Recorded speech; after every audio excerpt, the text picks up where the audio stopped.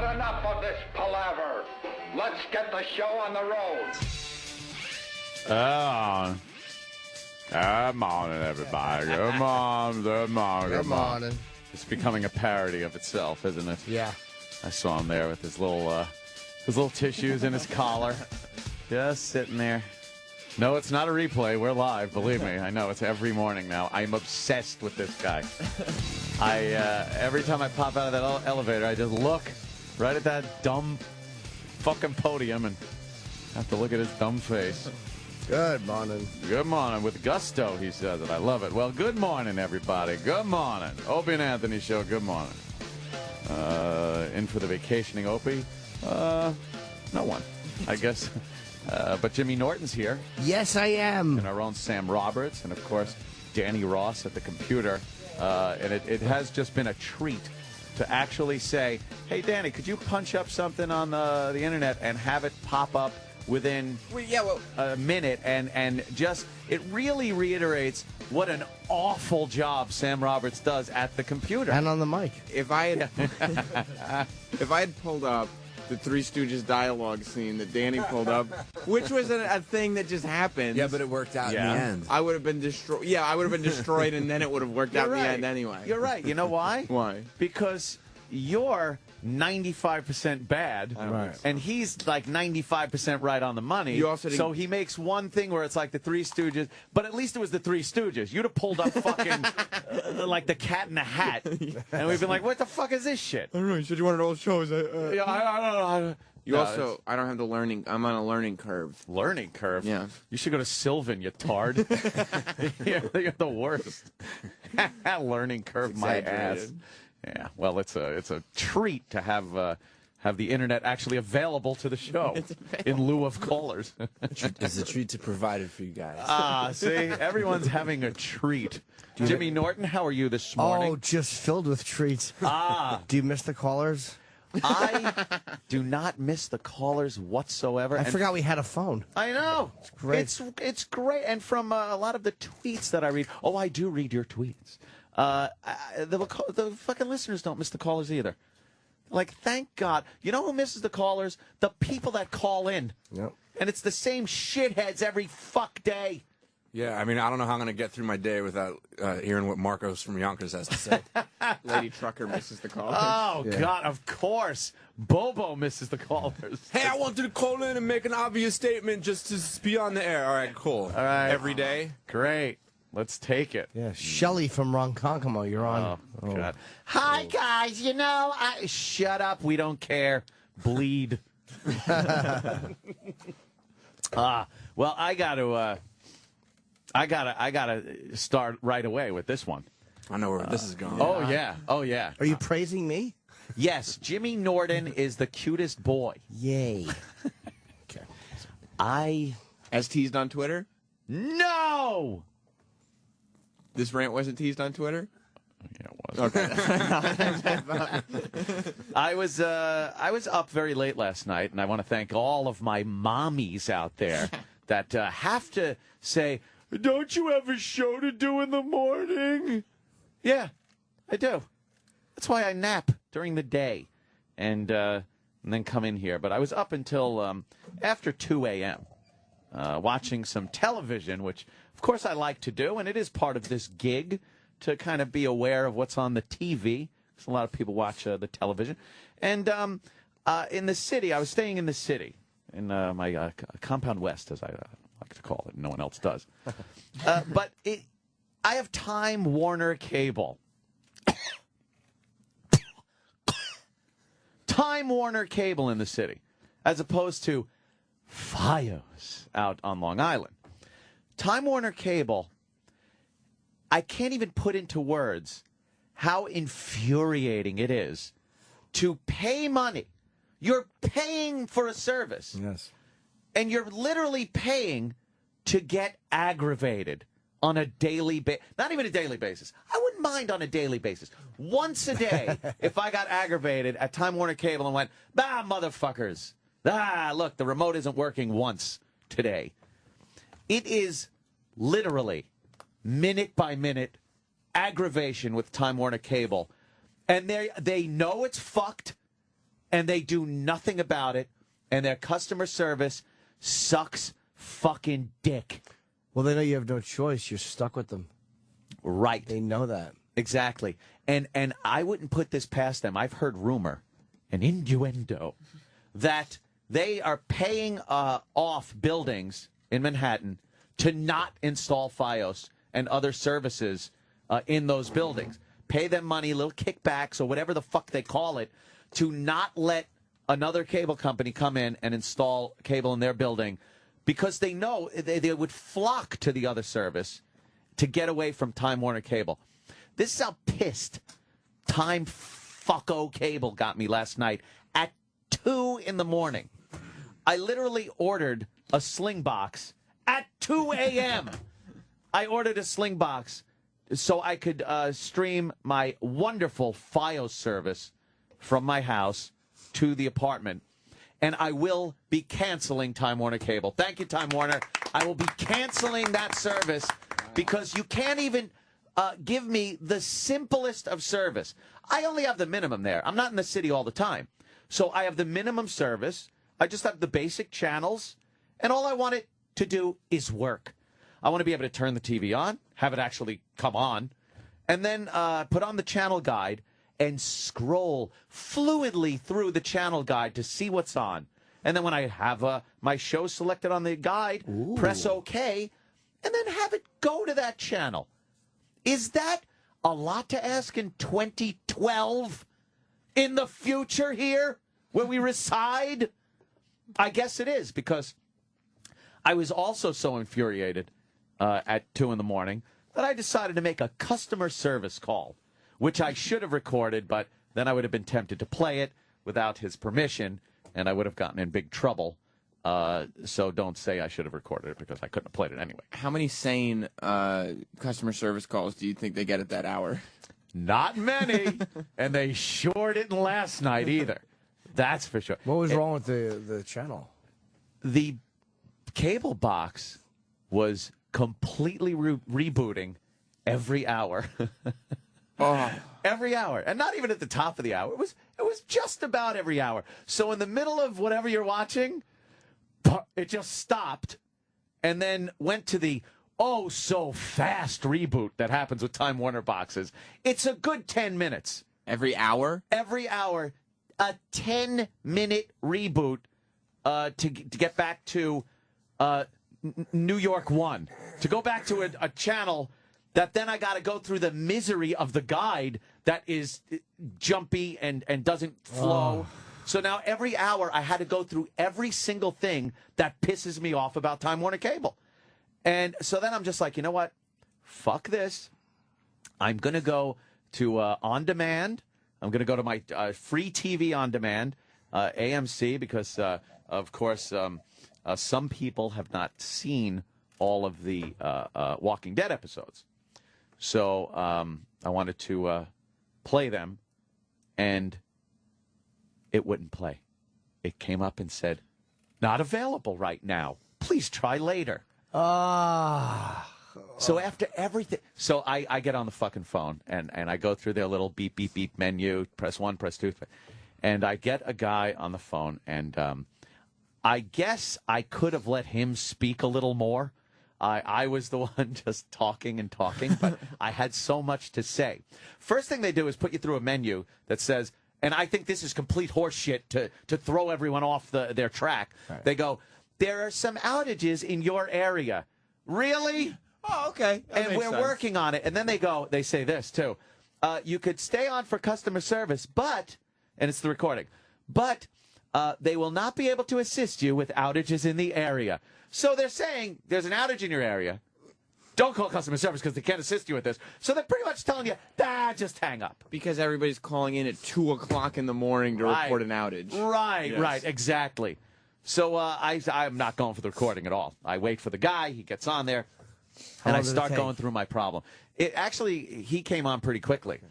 And then he reiterates to me that he can't help about the outages. I go, I don't care about the outages. If there's an outage, I go, that's fine. That would be a rare occurrence, whatever. I could deal with that.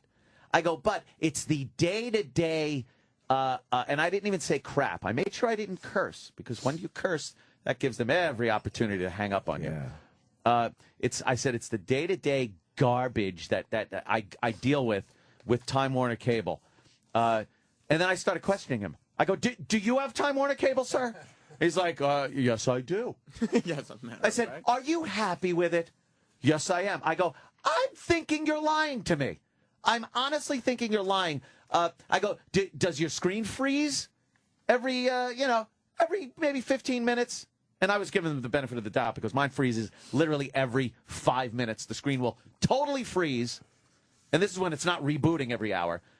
It'll totally freeze, no sound, no nothing, and then it'll jump forward when it finally decides to kick in. And that's a treat also. Or how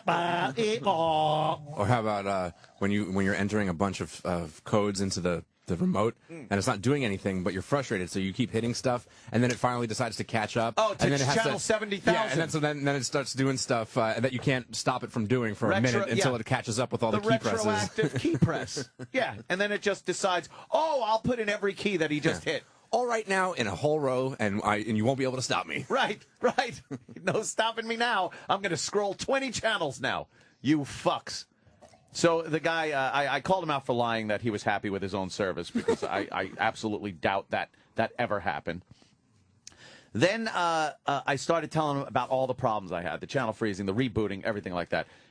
He honestly didn't want to hear it. He goes, well, and then he says, and this got me also, well, there's really nothing I could do about it right now. Our system is down here.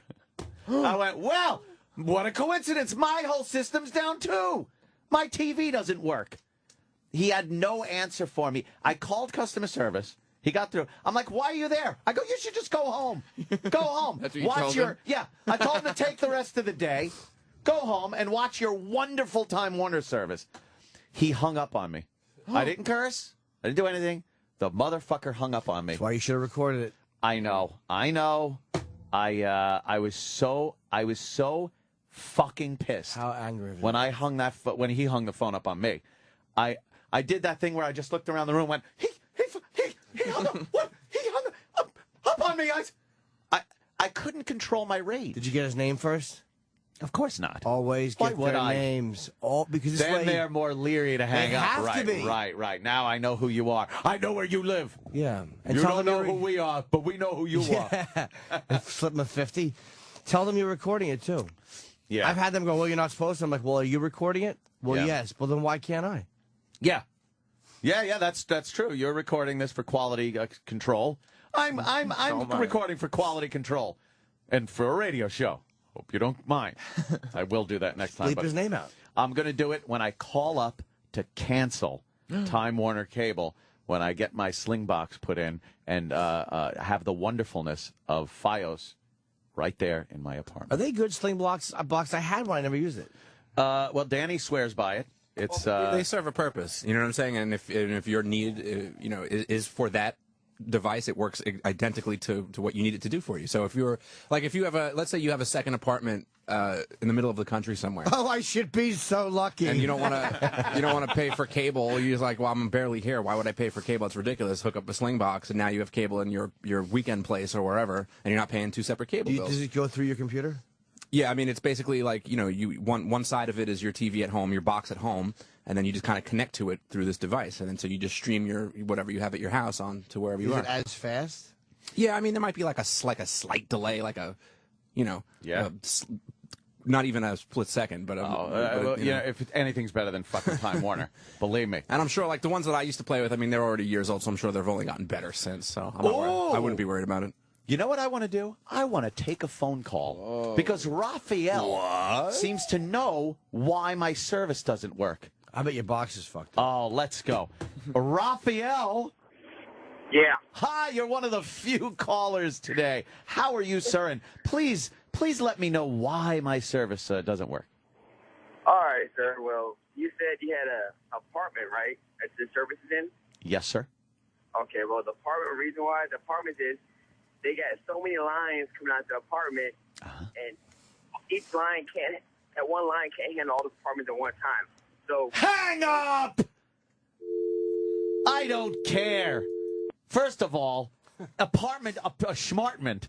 when I was on Twitter last night posting my fucking hardships that I'm having with Time Warner, I got a bunch of people that were commiserating with the same exact problems I'm having. Do they all live in my building? Huh? And I've known people with FiOS in buildings that have no fucking problems. Just because there's what? I don't even live in a giant fucking metropolis building. I'm living in a building that's probably a couple of apartments on each floor, and there's like 8 floors. Stop! What do you think? I'm at a giant futuristic building? I am. Jimmy is. Yes, I am. Yeah. See? I have FiOS. And you have FiOS, and it works, right? Yes, it does. See? And there's a bunch of people, so don't give me shit. It's fucking Time Warner that has no idea about fucking fixing their shit. Are they not installing in any more apartments at all? FiOS? Yeah. I don't know. I heard tell something earlier. We just said it on the air, but I guess they're still installing shit. Maybe there's a timeline they have.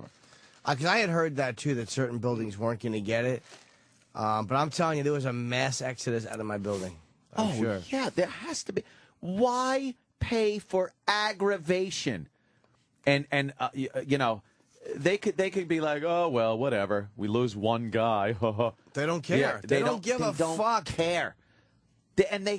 Look, I cannot imagine they're not sitting there taking cancellation calls and going, wow, you know, we get a lot of cancellation calls. How does that happen? And I told the guy also, I go, I'm canceling your service when I put my sling. I gave my whole life story. When I put my sling box in, I'm canceling the service. And I go, and I don't want to get calls from you guys a few weeks later going, would you please re-sign up with us and we'll give you 6 months of shit for free? I don't want free shit. I'd rather pay for good stuff. I love when they try to get you back. Cablevision did that with me.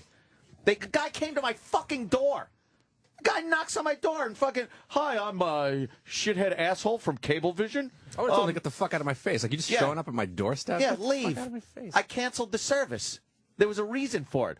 And then he's trying to tell me that the service is better.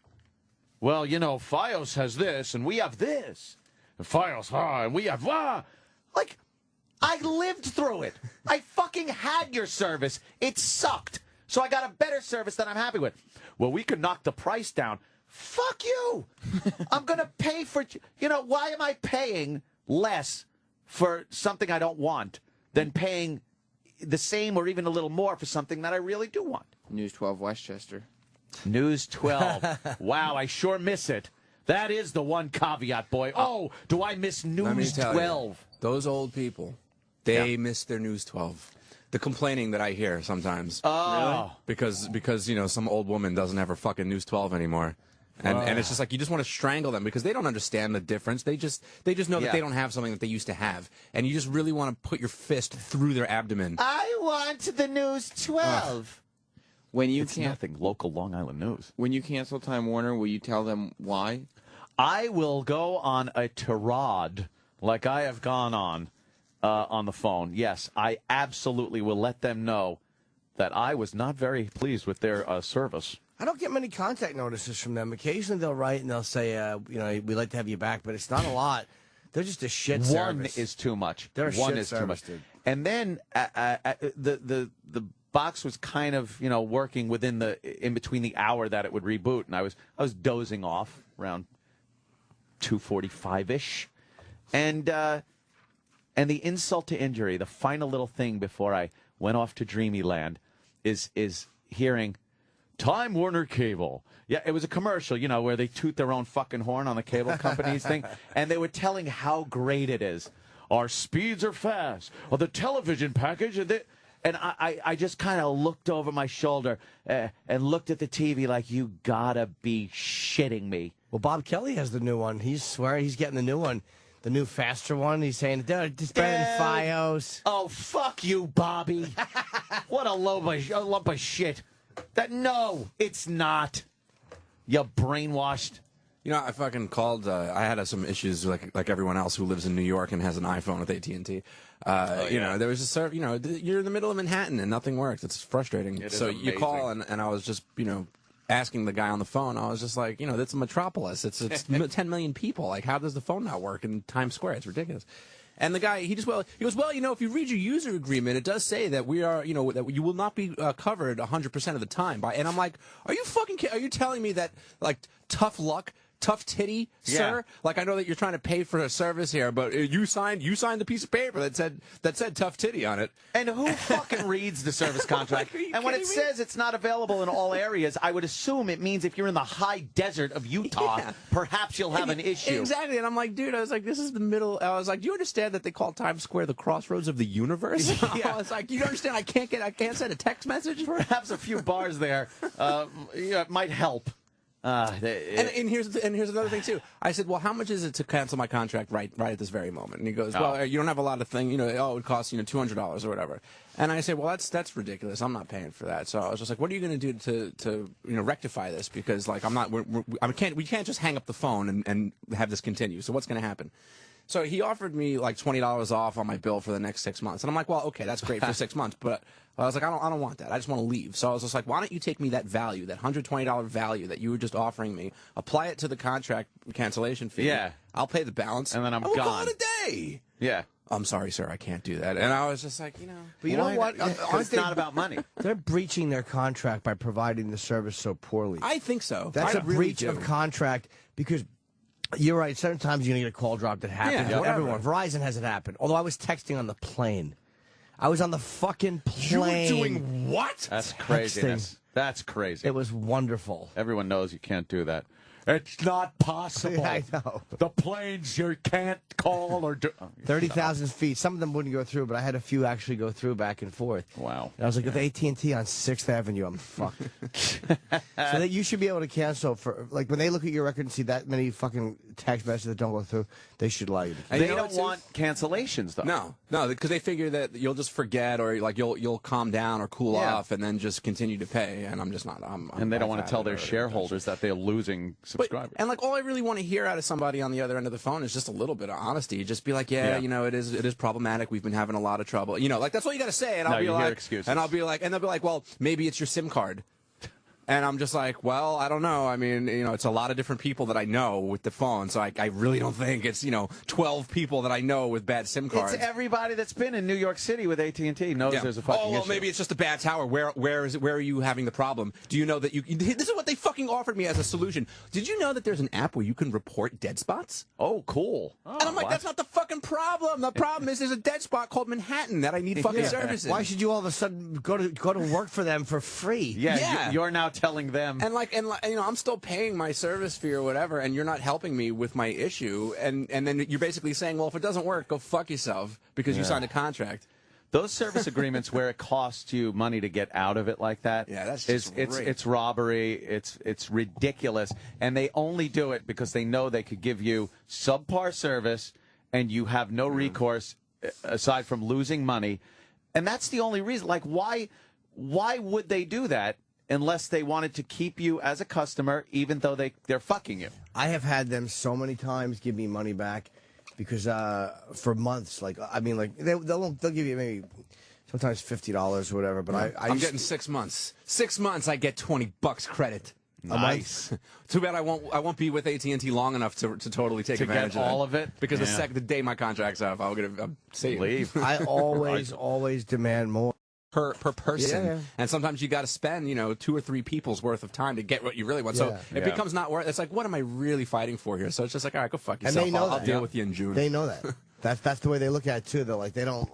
It's unfortunate. The doctor is in. Dr. Gay in your butt. Yeah, Dr. Gay. The doctor is in. What's up there, Travis? I'm the last one to stand up for AT&T. Oh, or any phone company for that matter. matter. Protesting for them outside your signs. Yeah, Occupy.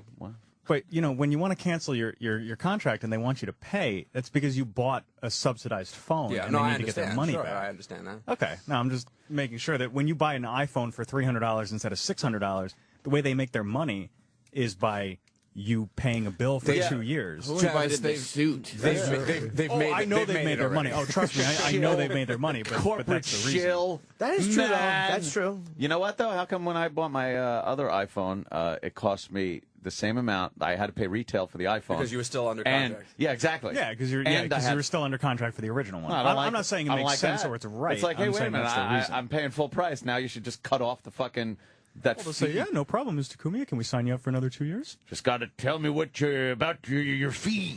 I hate the word fee now. I can't hear the word fee without thinking of Wade saying it. It's a hacky thing to say what's on the phone bill and go over everyone like every radio show. But it really is enraging, the fees and charge. They just fuck you. They just fuck you. Just turning the screws on you. And again, 911 fee. Yeah, it's a lot of taxes and stuff. So it's not even the phone company fucking you as far as that goes. It's all these people that have decided for some reason they could just reach into your pocket and pull out shit and just tag it onto your phone bill. How did that happen? Hey, what can we do? Why don't we just add some shit to the phone bill? Oh, okay. It's like somebody just charging shit to your fucking credit card. You know what his name is? Yeah, we just want to, charge this to your credit card. Surcharge. Surcharge. Oh, boy. Oh, you should get an elbow for that one. Yeah.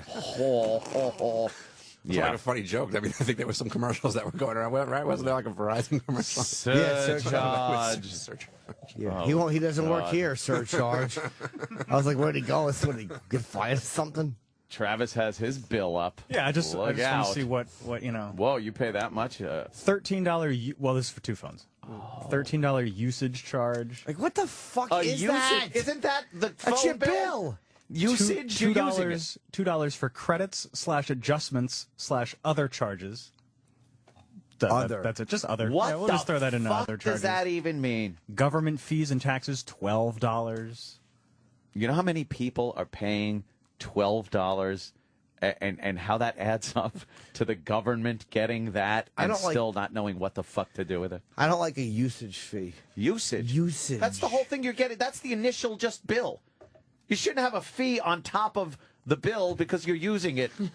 That's like I'm using it. That's like football selling you those fucking ownership right. Yeah, the rights to own PSLs. PS whatever. Yeah. For your particular bill, Travis, you're paying. The math comes to 15% of your bill is just taxes and fees and shit. That's great.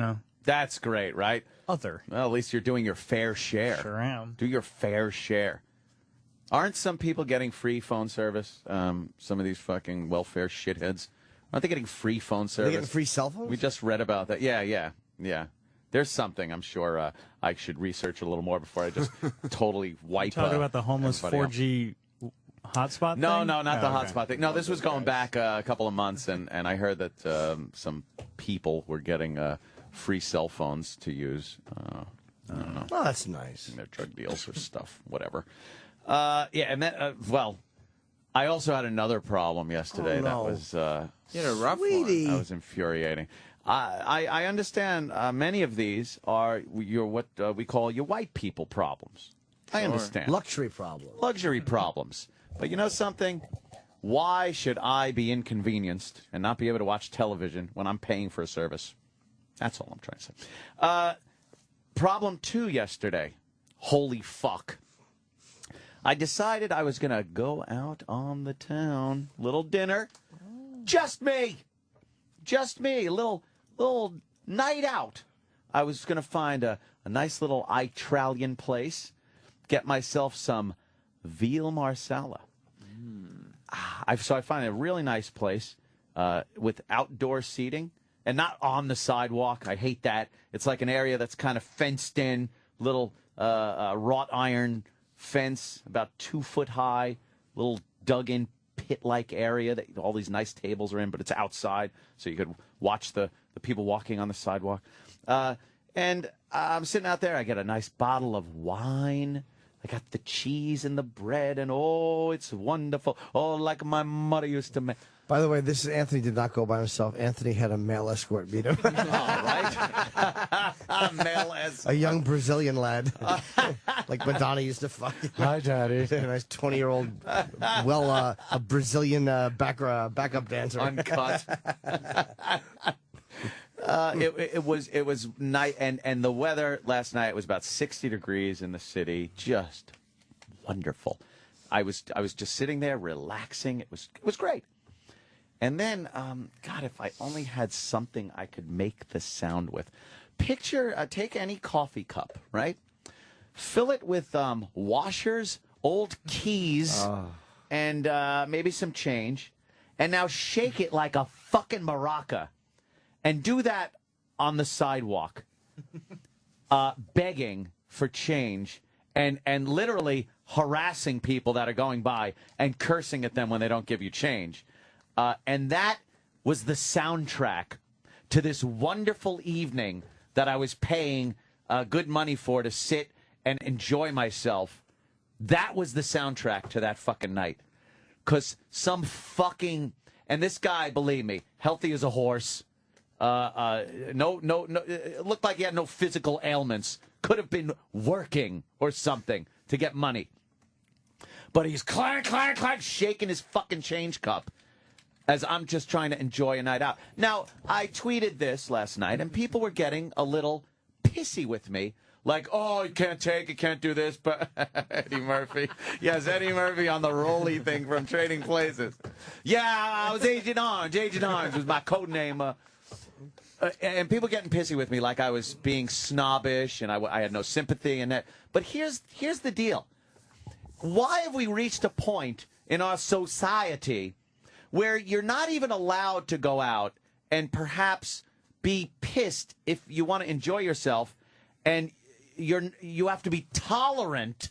You have to be tolerant with everyone else's fucking problems that you can't completely enjoy a night out that you're paying good money for. I'm the asshole now. Because there's such an irrational annoyance to people who have money.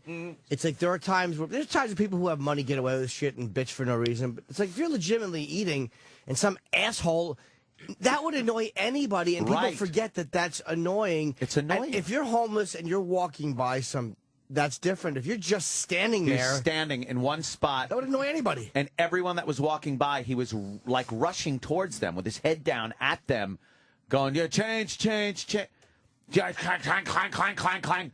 And it wasn't even like, it's not really a money thing either. It was a fucking restaurant. It's not like I'm at the Ritz.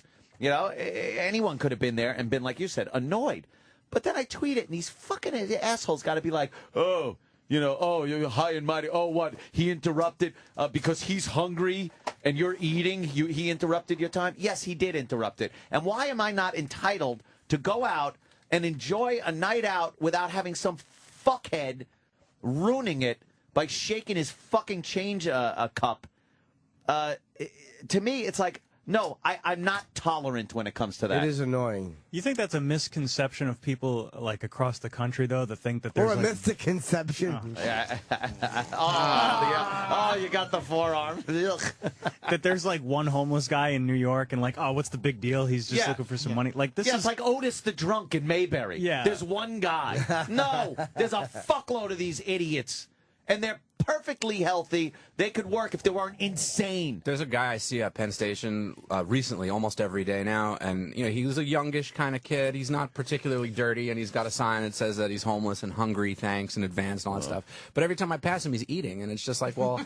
It's just like, I'm not going to give you any fucking money for food. It's you're eating, it's like you got McDonald's one day, you got a bagel the next day. It's like you're eating better than me, motherfucker. Perhaps you're eating. You're not hungry. Nobody who worked there tried to shoo him off? No. Although, was he on your side of the street or across the street? Well, he started out across the street, but it was echoing off the building. Like he was doing this on purpose to be really loud and get attention to himself. That's like his thing. You know, some people have the mangy dog with them, and other people have the weird sign, or it's a woman laying in the plastic bag. He had the loud change cup. He's loud change cup guy.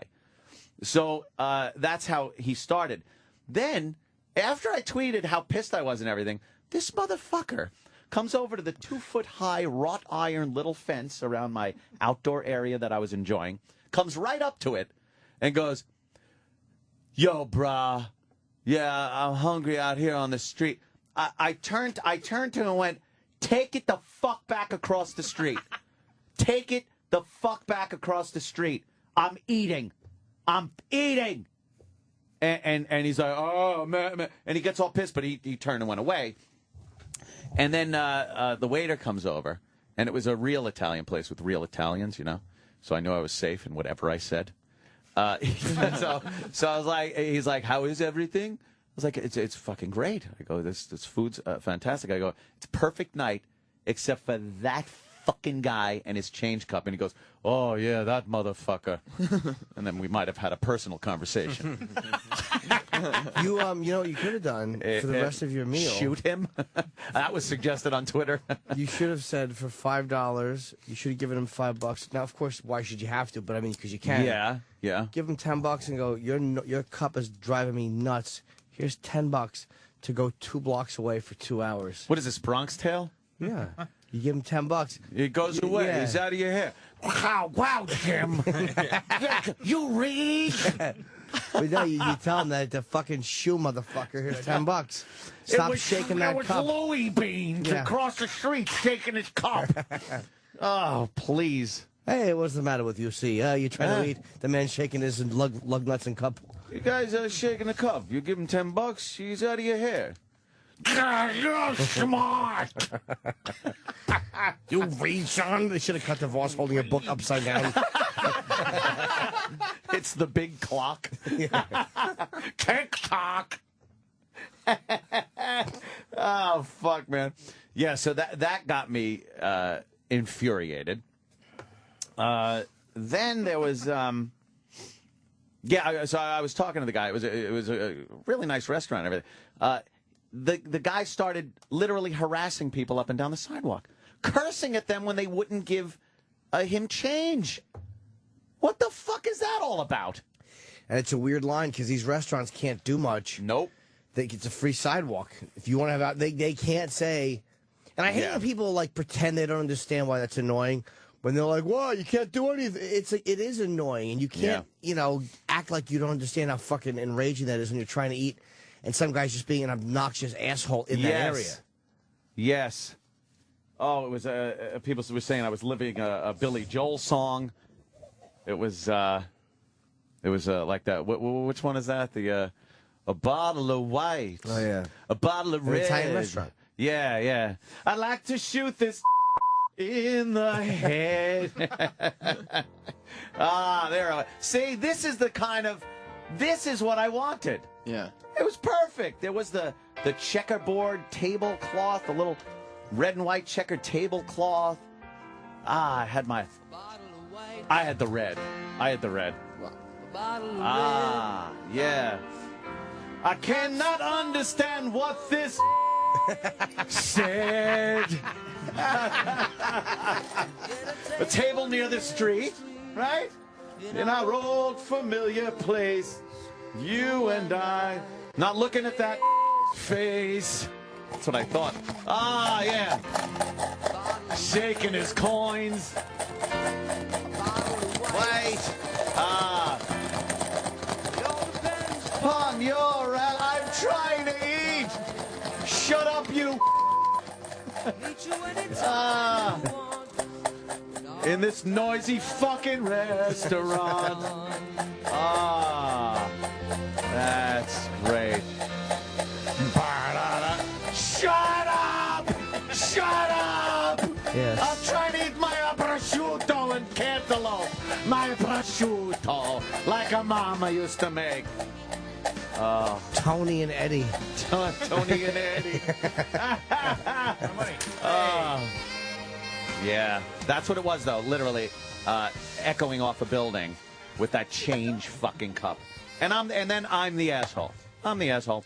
That's because people are just being phony, pretend they don't understand why that's annoying. It is annoying. Yeah. If a guy was walking by doing it, but if he's just standing there, who wants to hear that? Nobody. One thing that was kind of fun was watching when you are sitting on the sidewalks here in New York, eating a little dinner or whatnot. You catch these 5-second snippets of conversation between people. It's like as they're walking by, and it's everything. I can do with this school. I got a thing to do with you next. Workers are business. Fucking ass on her. It's like, and it's all just these little snippets of conversations that are nothing. I mean, I don't want to hear them, but it's just kind of interesting the little things you catch. Well, that was the fun of walking by people, and we would always have those obnoxious momentary. Oh, because you knew they would only listen to that, so you'd make you walk shit right up. by and just right, literally just walk by and go, I don't care if she's pregnant, I'll throw her down the stairs and walk right by. Yeah. Well, that was a big popular one. I forgot about that bit. Yeah, you talk about your AIDS test. And... Yeah. Oh, that's right. I forgot that one. Yeah, the AIDS test. Yeah, I don't know if I'm So what if I have AIDS? I'm not telling her. Yeah, I'm not telling her. Jimmy would do this in the elevator, too. Right when we'd walk into an elevator, he'd start up this conversation we were not having. And he'd start in the middle of the conversation like that. You know, it came back positive, but I'm not telling her. Why should I? You know, I don't know how much time I have, and why should... It's none of our business. And he'd let the people know he was with me by going, right, and then tap me on the shoulder. And I would sit there stone-faced, like not acknowledging him. Because it's a really weird line of people like, do you mind your business or do you get involved in the conversation? Right. And people will get involved sometimes in the conversation. Or they'll at least look at their friend or look at somebody else and make that horrified face, and it's just so embarrassing. That's one of the biggest things I miss about the old building is just taking elevators with Jim. Up with Jim, yeah. The farts were hilarious. You know, a lot of people don't talk in the elevator, so it's absolutely quiet, and you just hear... Not even trying to fake it. And I would go into a convulsing laugh where I could not even breathe. Thank God, because it stunk.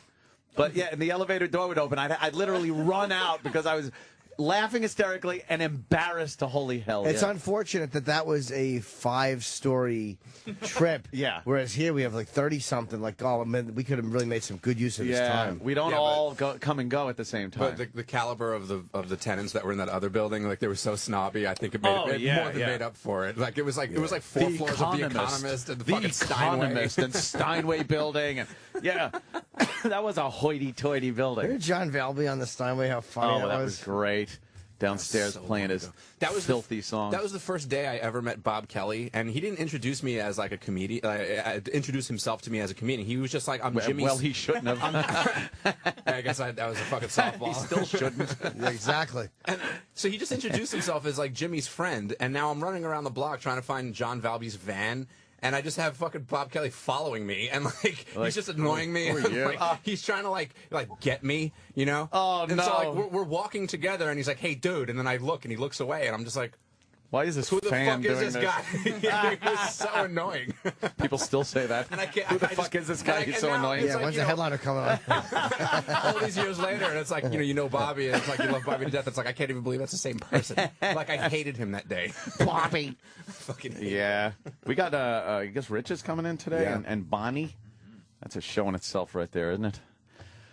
Oh boy, those two. How come Eagles always look so concerned about things? They got those eyes. There's 4 of them left. They are concerned. There's 4 of them. What happened to Harry? There was 5. Oh, no. They always, Shit. it's like they should all just be going, Yeah. Well, They're all trying to front how to use Propecia, you know, because they're bald eagles. They're humiliated by their hair loss. We all look like accountants and we're dying. What's wrong with us? a feather weave. Yeah. They do, though, look very concerned. They're so much bigger than you really think they are. They're kind of cool. They're beautiful birds. powerful. Can you imagine that thing coming down to try to snatch you away? Can't they see from way up? 800 miles away they could see. They could, I heard they could see the ocean from 2 miles. That's crazy. No, but they can see like fucking rats and fucking mice at at these heights. Yeah, they fly around and then they see something and they dive at it. And they just pick up a fucking whole rabbit, carry him away. That's where eagle eye comes from. What can they see? 'Cause they swoop down and grab it right off the ground. Yeah. Put that. Wait, no way. This thing takes a goat. What was that? A goat? I just clicked it, man. This is a big eagle out in the wild, and I see a bunch of mountain goats. Mountain goats. At the eagle coming off his little perch, he's gliding. That thing coming downward. at you is a motherfucker. Oh, this thing is fucking like a pterodactyl. Yeah, he's in that tuck position. He's diving down. Well, he's got his little fucking talons out. Stop. There's no fucking way that thing is taking a goat. No, that's Fly away with it. Oh! He's dragging him off the fucking cliff. Oh, fuck. What is he doing? dragged the fucking thing off the cliff. Wow. It's plummeting to its death. What an asshole. What a fucking dick that bird is. An eagle, it was a baby, obviously, right? I don't know. Yo, that's a smart ass bird. No, wait, was that thing fucking with its nest? No, I don't think so. He's eating. He's going to eat it. Yeah, it was just too It's a great strategy. So he fucking lets it plummet to its death. Do you think he meant to drop it, or he just no? I think it was too heavy for him. What do you think that goat's thinking? Like what the He fuck? is carrying it away now, though. Oh, yeah. Holy shit! He's carrying a fucking goat. It's a baby goat. It has to be. Who cares? That's insane. Yeah, I'm gonna rank that as impressive, no matter what. Yeah, that's no matter what Wow. the age of said goat. That was some amazing wildlife footage. Damn, nature, you crazy! Yeah, how big do these birds get? How big is that bird? They have an 82-foot wingspan, Oh, Jimmy. that would explain all the strength in their little talons. Or is it talons, I say? God I damn. fucking hate when people dislike it's nature. Like this is just. How do you this is not it's- like it's- that? Yeah, It's but what happens in It's fucking life. Timothy Wolf hated it. Oh, yeah. It's a wolf. Timothy Wolf. The entire Wolf family did Yeah. not find this entertaining at all. Dumb goat. How they do that dumb chewing with those dead eyes. Good for him. He was probably like, what's this bird trying to fucking do? Yeah. He's trying to carry me away. You can't carry. Holy shit, I'm plummeting. I'm plummeting. Oh, man. This big fucking bird. That is a huge tell. fucking bird. You can't even tell because you don't really have it in Are they the eagles? scale. Yeah. Hey, they're so lovely. We should protect them and then fucking beat the shit out of everything. You know how happy other people in the neighborhood are that they're dead? You think the goats are upset that fucking some hunter capped that eagle? They would love it. What? That's a wolf. I don't even think they're on the endangered list anymore. Eagles. I don't think so. I think they got taken off. Yeah, I think they're like off of last that year. fucking endangered species list. But that eagle is not really that even scared of that goat. He's fucking No. around. They're fighting over the same. Pulling the entrails out. Well, that's a wolf. A wolf. Yeah. I'm sorry. Yeah. Fucking ballsy, man. Yeah, you know what it's like to try to But you just put your hand in on a dog food when the dog is trying to eat. Imagine a wolf. Like you don't even have like a claw that you could like swipe at. No. You're opening your mouth versus fucking claws and shit. Like that's Yeah. that's fucking balls. But is an eagle? Who do you mean, the wolf? no, it's balls for the bird. Yeah, I the mean, bird's to go got up it. against a wolf like that, and like, all you could do is fly away and open Well, your you can mouth. fly. That's kind of a good getaway, though. You know the wolf can't come after you. I'll bet you those fucking claws are pretty strong though. Oh man, yeah, Well, they the got bird. Yeah, but you got to get in the position for that. those big fucking. How yeah. big is an eagle though? How big are those things? I would Oh, imagine Jimmy, that wingspan has to. I don't know. I would 8 have feet. to say 8 feet. Yeah, I'd say easily 8 fucking feet. Oh, that's a big fuck. That's crazy. It should be crazy. 6 feet. Nah. I'd I'm say saying it's like 8 a feet. hummingbird. I'm saying 10 feet. Whoa. Yeah. Whoa! Wingspan typically between, let's call it 6 and 7.5 feet. All right, 8 feet. To 7 feet. That's rounded up. 8 feet. That's a big motherfucking bird, man. That's crazy. That is fucking crazy. And how high up can they see a mouse for? That's Big Bird. That's Big Bird. Wait a minute. That's different. What's the wingspan of Oh, I'm Big sorry. Bird? What did you say, Jimmy? I didn't hear How you. high up can they see a mouse from? 75,000 feet. How does That's so high. how does Big Bird fucking catch anything with his puffy, soft talons? He actually has to climb. He has to get on his hands and knees and pull himself onto a hood just to shit on a car. Big Bird's a cunt. Big Bird stinks. He doesn't have sharp talons. They're very soft and cuddly. Fat glove feet. Like hamburger helper feet. Yes. Big Bird sucks. Oh, yeah, eyesight. Look at that. How far can they see? Hang on. They could see for miles and miles. An Altitude eagle of flying, 1,000. altitude of 1,000 feet over open country could spot prey over an area almost 3 square miles from a fixed position. Wow. So we could see 3 miles Standing from like 1,000 feet. from a fixed position, though. He's got to be on a ridge or something. Yeah. Wow. No, but that's Eagle flying at an altitude of 1,000 feet. Here, wait. yeah, Bald flying. eagles are capable of seeing fish in the water from several hundred feet above while soaring, gliding, or in flapping flight. Amazing. It's like the Animal Planet we're doing here today. But Like that's Animal Planet. Their eyesight is so good. I bet you they could read fucking close up. Oh, I bet. Don't need glasses. Spectacles. I love to have fucking eagle eyes. Although it would suck because you only look at worms and fucking mice. Well, great eyesight wasted on ugly things. Worms. Eagles, what a shit life. Their eyesight is so great. They don't get to read. They don't get to look at chicks through the window naked. No. It's like, what do you use that great eyesight for? I ate a mouse that was shitting in fear. Fucking faggots. Should wipe those eagles off the map. Keep their eyes. I hate the way parakeets look at stuff. You ever see that, man? How they look at shit sideways with one eye. They got their just dumb look like fucking assholes. eyes on the sides of their head. Like that's what is that? The sign of predator and prey. Yeah. Predators have their eyes on the front of their head, and prey's got it on the side of their head. Right, to look for shit. And the dumb fucking prey birds. yeah, they just they're the always ones that look kind of dumb. they gotta cock their heads to the side, look at you with one eye like a chicken.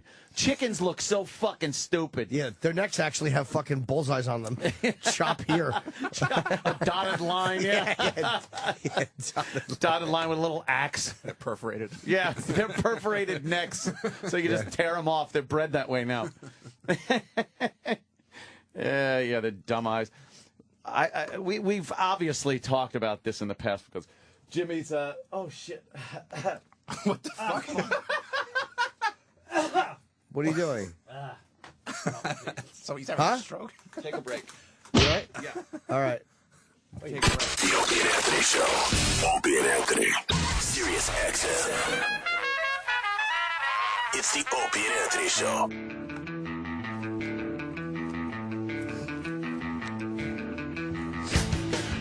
We're back.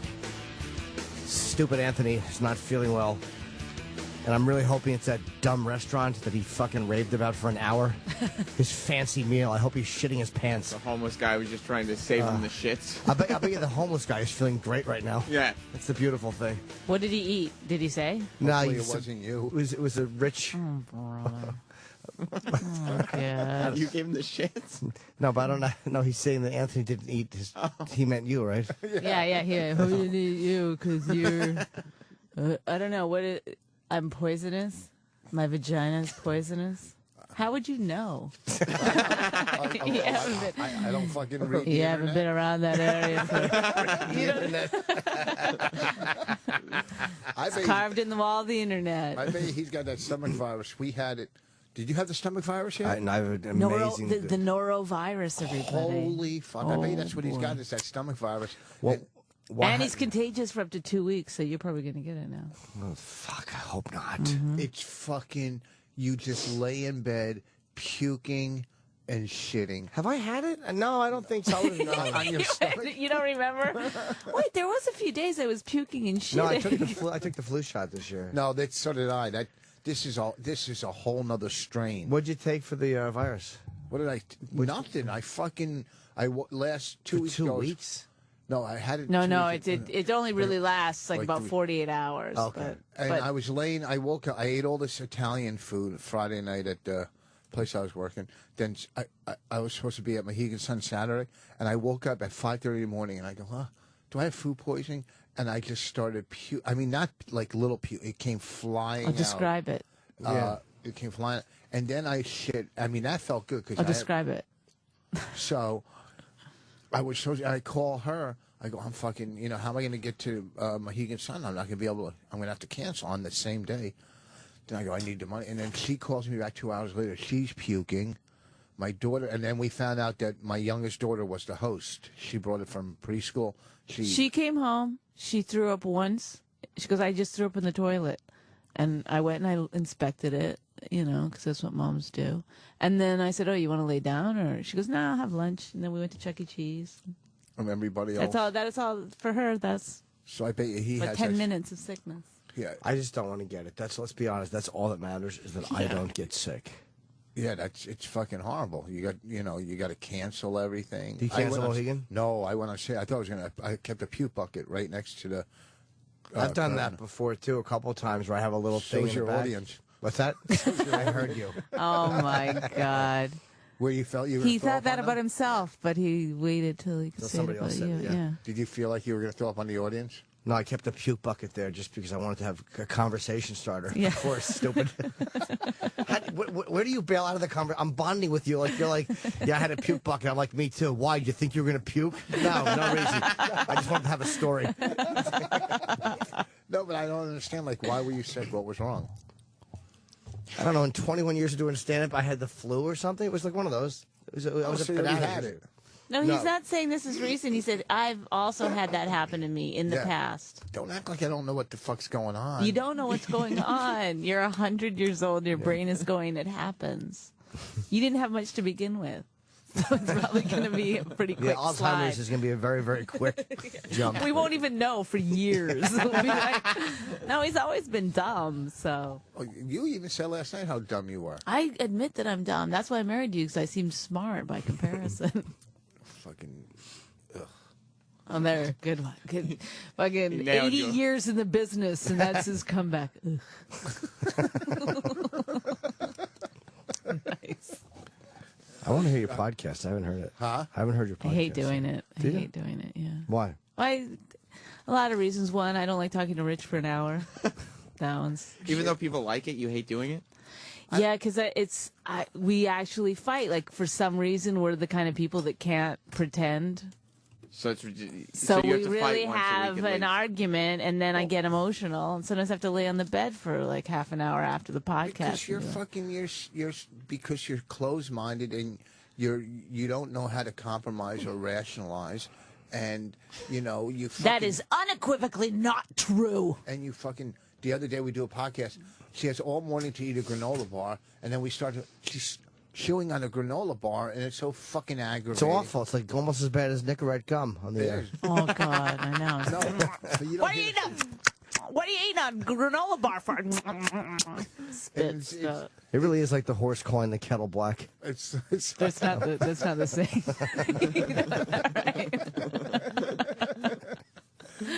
so and it's just you do it but we don't. You don't have any fucking.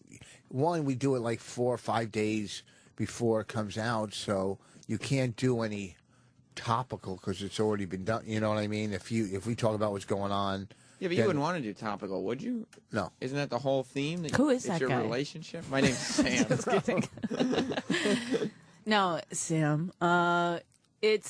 It's not that he wants to talk about his gigs. He thinks people want to know the behind the scenes, so he'll tell these like excruciatingly boring Are they bad stories? Stories, yeah. No, I mean it is like remember that time you were talking about all the seafood restaurants that you did stand up at in Florida or something. I mean, it went on forever, and then I was like, we don't need all this. No, a lot of people like behind the scenes. What they want to know what's going on. They want show business, not like. Then I went to a seafood restaurant, did stand up. Yeah, that's all you do is read magazines about show business. So I'm giving them. Yeah, the but that's not show business. Yeah, No, that's I just a was fucking trashing. boring salesman on the road. Yeah, I know it's what you're like- saying. I was trashing some of the places that do comedy, and the comedy scene. Like the other day on Twitter, just yesterday, somebody, this comedy club that I don't work in Indianapolis said, it was probably a massive a tweet. Hey, come down and win free tickets. I go, why would I want to come to that shithole? They ripped me off for fucking like $700, $800. Why were you scheduled to work a month there? Oh, really? Boom. Oh, that's really just take any side you can against me. That's why. And you're one of the reasons I don't work there anymore because they said you were bombing all week. Huh? Remember at Crackers where they told you to wear the makeup when we were going to do radio? They said look pretty when we were doing Crackers. Where is that? in Indianapolis. In Indianapolis, I do remember. Was it a lady? Yeah, she said- she took me into her office and like explained to me how to do radio. That's show business. That's what Rich literally, was talking yeah. about. Yeah. She told you to wear makeup. She goes, look pretty. These guys, they like a pretty woman to look at in the morning. Yeah, they say that. Yes. She was like, Yeah. Well, I go, then why are we bringing Bonnie? So. this is the only face I've got. I'm sorry. The Twitter. So these people, they go behind fake characters, and so the tweet was come out to this club. I go, why the fuck would I want to go there? Then he writes back. The person writes back, well, who's this? I go, a guy that the club ripped off. It's good. The club is good. Oh, I read that. I didn't understand. The club was good. So then somebody else writes back, why this is funny because he's miserable and his career's going nowhere. I go, well, you're not even a real person. You don't even have a real name. it's probably some fucking local open micer that's kissing ass to the club. Yeah. This happened on Twitter? Yeah. He has the funny thing about your tweets is that it's almost like some kind of like a puzzle or word game, because there's no punctuation and half the words are spelled wrong. So you spend a lot of time deciphering what you actually mean, Because I remember reading that tweet and it took me a long time to understand what was happening. Voss, do you worry that people won't pick up on the nuances because you don't have commas and stuff? Well, because you don't want to waste the characters. You only have 140, so you fucking try to squeeze everything. Do you use all 140 characters? I try to get to 140. I try to get my money's worth. I try to, yeah. Every good tweet should be exactly 140 characters. Yes. With or without the period? Do you count the period at the end? He doesn't use you don't put it? No. It's the end, so they know there should be a period there. They don't just sit and wait for another, it's the end. I'm not calling. I don't do 400 tweets in a row. Okay, I'm not doing a novel. Can you take the gum out of your upper lip? It's fucking making me want to punch you in the face so bad. Oh, yeah, now you know my life. Every fucking day I look at you. I want to hit you so I want you to hit me. I want to hit you. Give me a reason. I fucking would. I wanted to belt you the other night. Why'd you want to hit her? Because we're fucking laying in bed, going to bed, and I'm sorry, I farted. He woke me up. No, okay, wait. I fell asleep. He farted and woke me up. That's how loud it was. And then he wouldn't say sorry. Who said sorry? Who said sorry for He said, farting? sorry, I woke you up. No. You just be nice. Well, no, he had to fight and argue. Yeah, no, you I go, you woke me up. No, I didn't. I go, you just farted and woke me up. No, I didn't. Yeah, he denied waking you up as you were awake, talking to him with your eyes open. No, and the thing is, who apologized? Then all of a sudden, I don't know. He thinks if he apologizes, his head is going to explode or something. And then it goes like the police are going to come. Then you're arguing. You got to vacuum. You got to do this and that. You bring up the whole fucking day of your resentments. I know because I did. You bring up a whole day of resentments. But you went golfing while I did all your laundry. He's done laundry a couple of times. He will not do any of my laundry. He picks out his own clothes. Cum stains in her hand. Until your dirty underwear. So I did all his laundry. I cooked. I cleaned. Right. I whatever. I did my wifely duties. It's fine. After dinner, I was getting everything cleaned up and stuff. I said, "Hey, can you just vacuum where Raina had eaten? There was all of this stuff on the thing." He was like, "Oh!" You could see it in his face, like angrily stomps around a little bit, and then he goes, "I'll do it tomorrow." I go, "Just do it now. It's gonna take 5 minutes." I'm not your slave. I don't have to do it just because you tell me to do it. Like he literally goes off the handle, and then eventually, you don't have to talk to him like a child. I'm like, "Just get the vacuums right there. It'll take you 5 minutes. Go ahead, do it." He fucking does it. The least amount that he can possibly do. It's fine. Good. And then he's done, and then he lays on the couch and Are you implying that Rich is self-centered?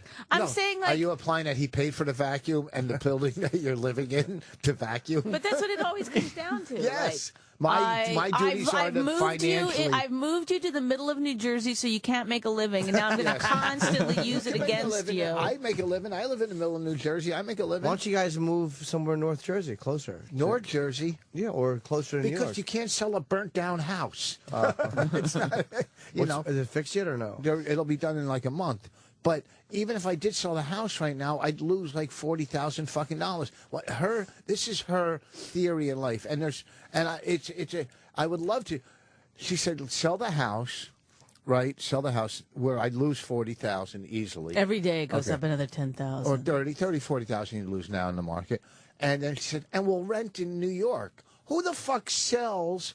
And that has a less than $1,000 mortgage because I paid it down. From the hard work I've done, she's out gallivanting, and I fucking and go rent in New York for like $2,000, and plus we have a 4-year-old. We have good schools where we live, so you can't just move where you don't know the school system. I know the school system. It's good schools. A lot of He knows schools. I think we can all. My other daughters went to schools, and my other daughter is on the dean's list in college every fucking marking period. Okay, so no one says marking period in college. You dumbbell. I know. Marking period. He's always using like how old is he? Because he uses phrases from like the turn of the century. Poppycock. So, you got it fucking made. You fucking, you don't have to answer to anybody. You don't fucking, you come and go when you want. You do what you lonely, fucking want. Rich. He's not lonely. He fucking There's goes a price to pay for that. yeah. He's got nobody to do his laundry. Huh? Right? Wouldn't you want someone to ask you to vacuum once in a while? I have a housekeeper, and I like doing my own laundry. I do my own laundry. Yeah. I like it. That's why I do my laundry. I don't want to do anybody else's laundry. No, but Okay, I would do your something else. laundry. I would do my ex-girlfriends when she would stay over, and she would leave her stuff over. She was lazy. She never did laundry, but I would always do hers when it was there. Wash her stupid pants. When we were in, here's the deal, when we were in our house and we had the washer and dryer, I had no problem throwing her shit in. It was right there. But, going to the laundromat. Oh, you gotta go to a mat now? Yeah, because we live in a fucking right. furnished Stay in an apartment. And it's so Oh, depressing. I love you. I go Thank on the you. fucking road. And then I come back to a furnished apartment, so it still feels like I'm on the fucking road. Yeah. It's depressing. I'm working these fucking gigs, trying to just get by, pay bills, pay the move, and then I got to hear her fucking vacuum. Go fuck yourself. I'm not a vacuumer. Go vacuum. Fuck it. It's not even, Whatever. It's not that. It's not the vacuuming or anything. It's the childishness. Yeah. With which he goes, you're not my mom, but he puts me into that category, forces me into that. because I'd rather bang my mom. Because any normal person would just jump up and Thank see you. what needs to be done and do it, and everybody. That's not true. That's not true. I'm tired. I'm fucking tired. From what? From golfing. From just From everything. golfing. No. He golfed all day. That doesn't- I listen. got up. Does he golf a lot? Yeah, every day he's like, I got to do it today because it's, it's the only nice day. Every day he says it. No, here's the You thing. don't know if it's going to be nice tomorrow. You got to go. You know how tired it is just going from city to city and fucking 1 week in Baltimore, you come home for 4 No, he has fucking no days. idea. I'm just saying he's agreeing because you don't know. Once in a while, and which you should be on the road everywhere once we get, the kid in school and stuff. But Are we going to just leave her? Yeah.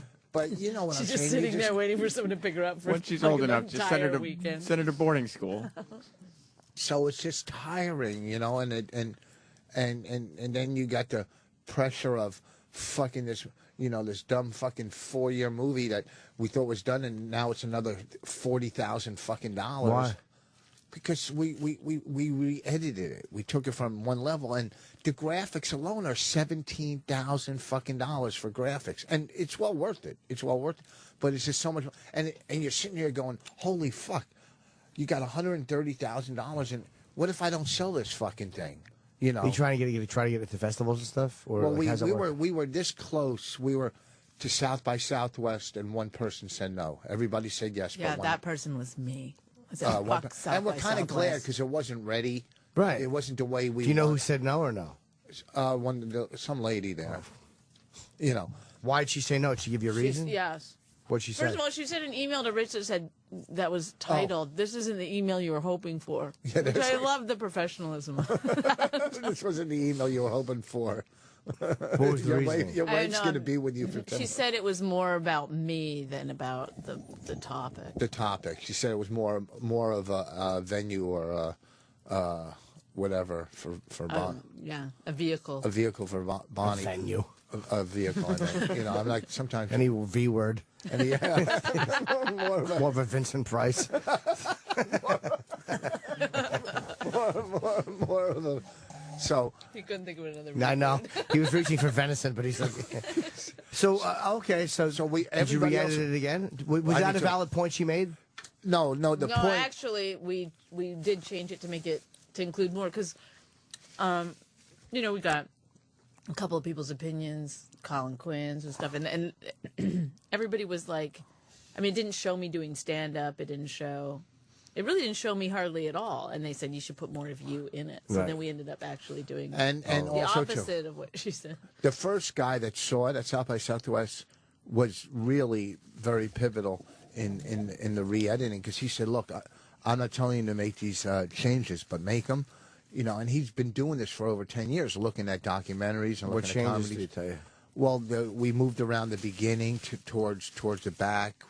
We added a couple more things of her and I. We threw stand up in it.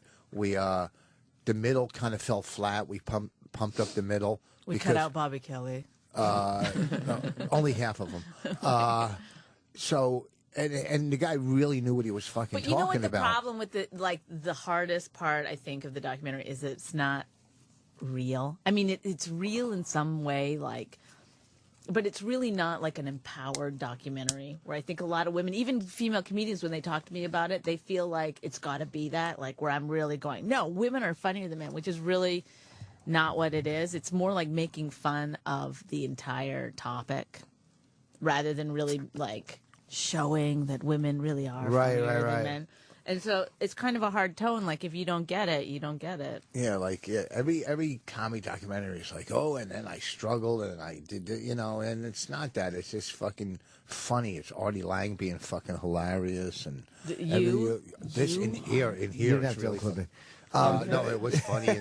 It's fucking funny in here. Fucking. But you're happy with the way it's cut now. I love it. Oh, yeah, I love it. I do. Can you stop farting? Oh. And then I fucking, you've watched it 10 million times. Right. But you could see little minor changes and stuff. I've never seen it. Huh? You should let me see it. I'm very good at that stuff. You are? Yes. I'm a good rewriter and good editor. Not that I'm going to rewrite that, but I'm good at that. Well, yeah, because you got an eye. You're a fucking comic. And ears. Huh? And ears. So... so the stress of going on the road and doing all that and paying, you put out that kind of money and you're going, well, what the fuck? What if, this industry, if one person loves it, they all love it. If one goes, Where do you want it? Where do you want it to wind up? Because you could try to get it into... Well, here's the deal. We have a lawyer that will probably try to sell it as a package, with a TV show attached and, Netflix, all that shit. We will get more money. If we get it into a festival, it will raise the value of the movie when it comes time to sell it. But if I could sell it outright for what I want, we'll start taking offers right now. If I could sell it outright without a festival, then I would fucking sell it. You know what I mean? I would like to buy it and then just re-edit it, really sloppy. Just destroy every no reason. Yeah, every bit of vision they had. Like every time you talk, just cut. Oh, that'd be... Drop the audio out. Yeah. There's a lot of things I'd like to do, too, but I can't. If you have 300,000, which you do, you could buy it. That's my minimum, 300. Sounds fair. That's how you start negotiations? Yeah. No, we start high. You just announced that you're Meanwhile, you take 131. I know. Fucking, one time I yelled at her and we were fighting. I go, why don't you just leave? Here's 25,000, get out. She said no, and then I realized never make your final offer first. You think you guys are going to stay married? You're not going to break up? I don't know. We did this weird thing. What? We made a pact that we would never get divorced. I don't remember that. It was called our marriage. It's called a wedding. No, we're not going to get divorced until all gay people can get divorced in this country. That's a real commitment. She acts like so cool, but she's so prudy. She's like... I've never done it in the butt, everybody. She fucking won't do 69. Why not? No, but that's a fair question. Why? I also won't take a working vacation. Does that answer your question? Yeah, it does. Actually sums it up. I gotta concentrate, when I was single and, out sexing it up and stuff, coming was pretty fucking easy. And then after you're married, what's funny is that people are always like, I hear girls going, oh, you gotta get a guy who's good at kissing because, whatever. But it's like, well, that really, that's only good until, maybe for like 6 months after you're married. Then you don't kiss anymore. It's over. You know what I mean? It's like, yeah, who kisses? Such a dumb. I don't know. So sex takes on a new thing. So I gotta think about it. The oral. Do you like the 69 on the bottom or the top, Rich? What's that? I don't remember. I like to do it on the 7 bottom. years. Oh, you mean I like to do it laying, both laying. So why don't you do it once in a while, Bonnie? Yeah. Just compromise. Because this is the thing, I get so resentful sometimes. Like the fact that he wouldn't fucking vacuum more. I'll be carrying 87 things and he won't take one package out of my hand. Or if you go, hey, can you help me? He'll be like, oh, you can see in his face. that he doesn't want to do anything for me, that I get resentful, then I don't want to do anything for him. He's doing the best he can. No, Thank you. He has Asperger's. Sometimes I think like he's narcissistic, and it's like a. Of course he is. Like I think like he's got a disorder in his brain. Like give him some slack, which I try to do, but I don't have narcissism. Yes, you do. Oh my god! Oh my god! I got to tell the story about your brother. Can I? I don't care. Okay, so his brother fell on hard times. He fell, and he's really gonna fall really now. did. Shut up. So he, no, it's a sad story. It's really tragic. He's diabetes, and he went into a Diabetic coma. diabetic coma, and they didn't find him for a few days anyway. Oh no! Wow, he's out for a while, huh? Yeah, and his kidneys failed, and he had blood clots in his leg, and they had to amputate his leg. Yeah, and But we saved it. yeah, they've got it on a Over the mantle. Yes. What do you call it? Just yeah. You stuff it. We've stuffed it. Taxidermist. Take his leg to a taxidermist. So you have his leg cut off. He has his brain. It's fine. Oh yeah, Fine. yeah. I mean, he's hey, related to listen, Rich, so obviously he's not Yeah. perfect. I don't talk like I don't hate him. We don't hate him, but we talk maybe once every year, every 2 years. We're just not close at all. You're not close to any of your family, are you? Kind of more my sister just to fight, but no, I'm not close. I'm close with my kids. You know, I broke the chain of dysfunction myself, but we just weren't close. She's close with her family, but you know, I don't know. I just haven't talked to him for years. I don't know what the fuck he does. Do you think Rich has broken the chain of dysfunction? Sometimes I wonder how bad was that family that he really thinks he's amazing. But he's a good father. He's a good father. Go. So what about So we're in the leg? hospital room, and Rich is Rich. He's disconnected from his brother. He immediately turns on golf. His brother doesn't want to watch it. Rich doesn't care. It's a good tournament. Sitting there watching golf. The brother, for the first time, we've been there a couple times before that, starts talking about the fact that he's lost his leg, and he's got to get a prosthetic, and it's he's like, I don't know how I'm going to learn how to walk and stuff. And Rich doesn't look at him, doesn't take his eyes off the TV where the golf was going on. He goes, you'll be fine. Just stay positive. And it was just so dismissive. I was trying to be positive. You stay positive, But it wasn't a sincere. It was a shut the fuck up positivity. It wasn't a sincere trying to make somebody feel better. Because then it was about you, not him.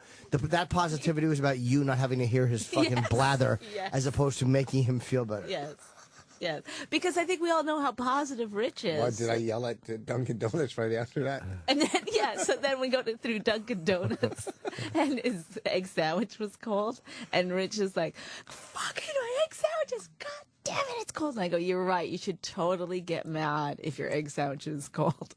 But if you fucking have your leg amputated, stay positive. Did you go inside and get your egg No, we already pulled away, man. They fuck you at the drive-thru.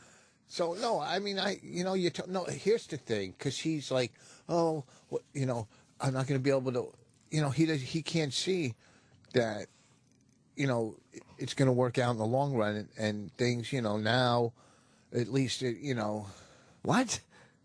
No, I mean, words. No, I don't know what you're saying. That he feels like it's the end of the world, but. Once I've played golf with guys with one leg with a prosthetic. Stop with leg. golf. I've done guys.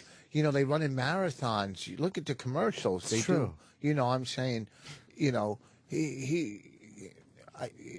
just want him to be positive. It's not, don't whatever. I don't know. It's hard to communicate. Rich is just rambling. Insincere blather. Yeah. You wanted to watch golf. No, I didn't. You didn't care about his fucking stupid no leg at the moment. No, it's narcissism because it was about somebody else, and he just. That's not true. I fucking give. That's all I do is give. You don't give. Oh, I give. I do a lot of benefits. I've never known you to give. Are you crazy? I do fucking I've benefits. never heard you listen to a story where you didn't just have some nice follow-ups about the person's story. You always go, "Oh, I did that one time. No. I did something exactly the same, a little bit better than you." No, when Brewer was saying he had all that nights. Jim Brewer was here, right? No, it was at his house. We were at his No, house. no, but he was on. No, when he was talking about doing Stern and all that stuff and. No, this is the better Jim Brewer story. Kate, Rich comes in, does O&A, and I ask him, on the way home, I was like, how'd it go? What was it? And he goes, it was fine. It was nothing going on. And I'm like, I don't know why I kept asking him about it, because I'm fucking sitting at home with a kid. I have no adult interaction. It's like, bring me news from the city.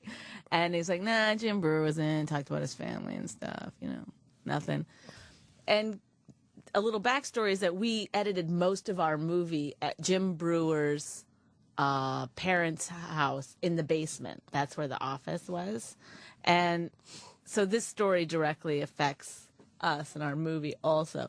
So I keep asking him, well, what did I think? Nah, he called his dad, or he called his mom once, or whatever. Do you remember him being in the I wasn't here that day, but I know the story. When he called his mom? Yeah. Yeah. So then I go into the edit, and the editor goes, oh, yeah, we're going to have to move out of here. I go, why? He goes, oh, I guess because you were on, Rich was on O&A the day that Jim was in.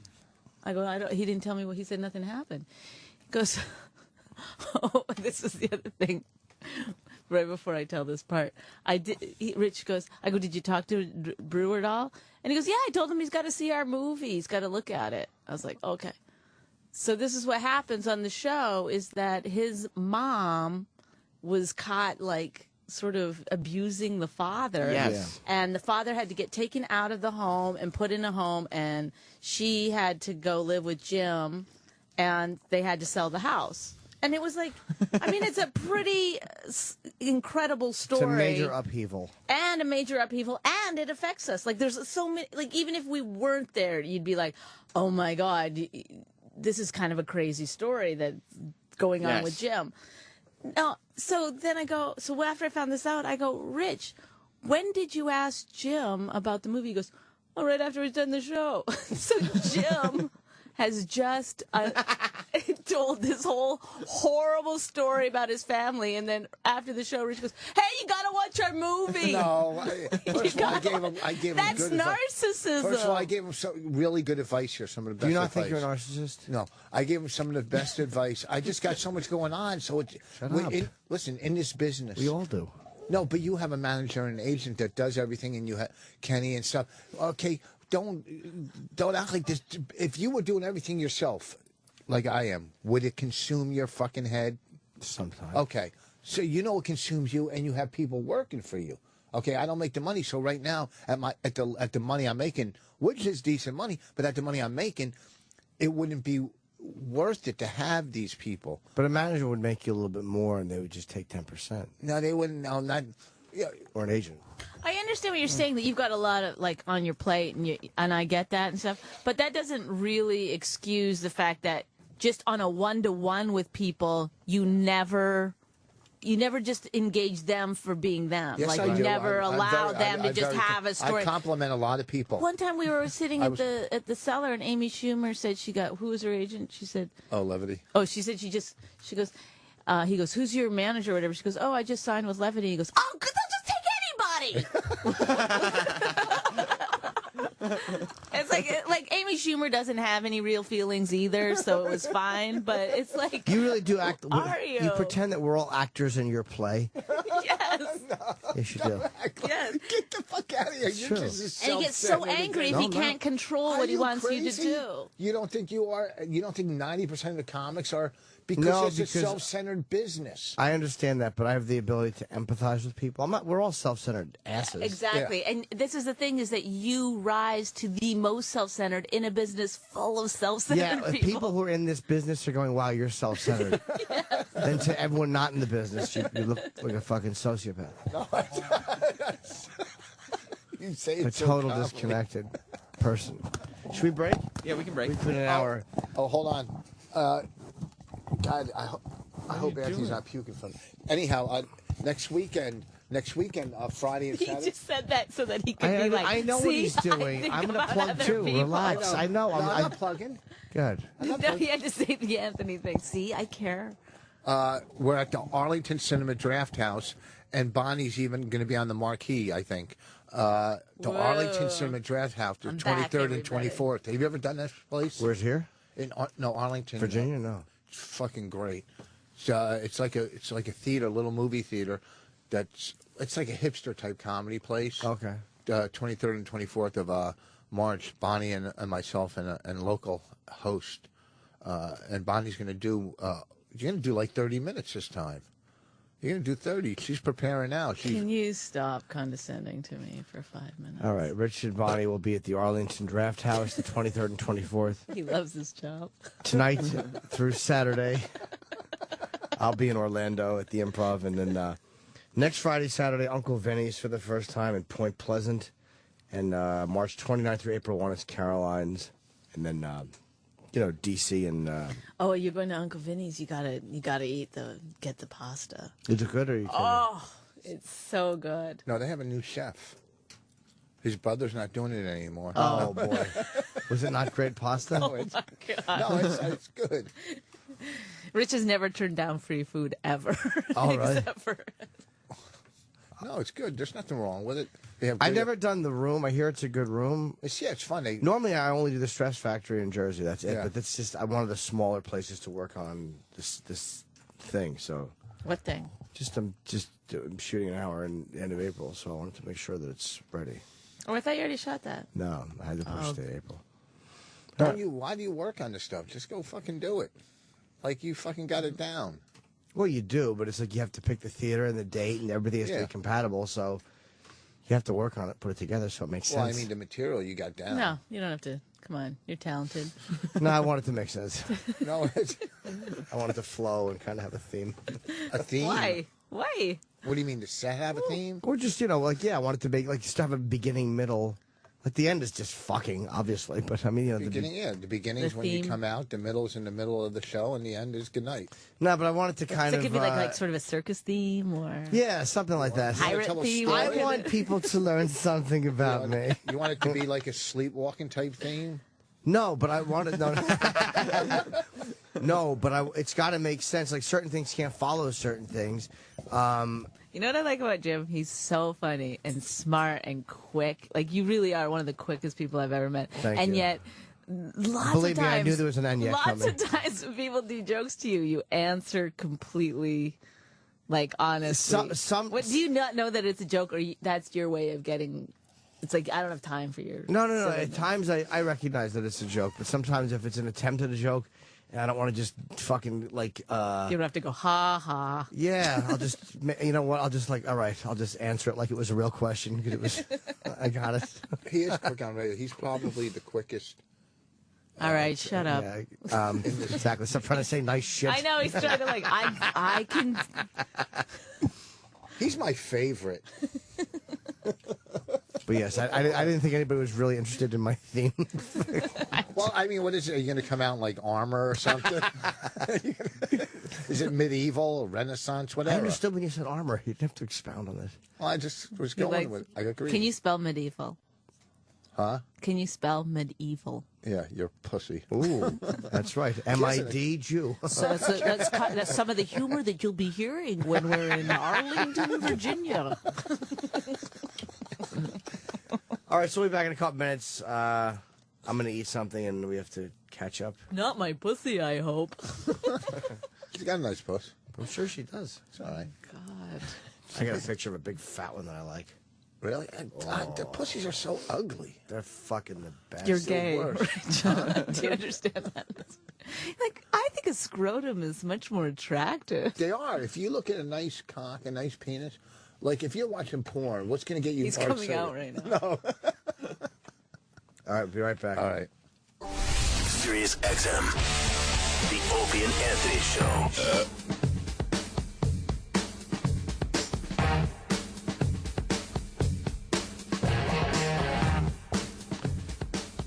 We are back with Norton and Friends. With Opie is on vacation. Back on Monday. Anthony has But I'm hoping it's food poisoning just because he was fucking bragging about that stupid Italian restaurant. So he left, and Sam is still here. And, of course, Rich and Bonnie are in, and Kenny is here.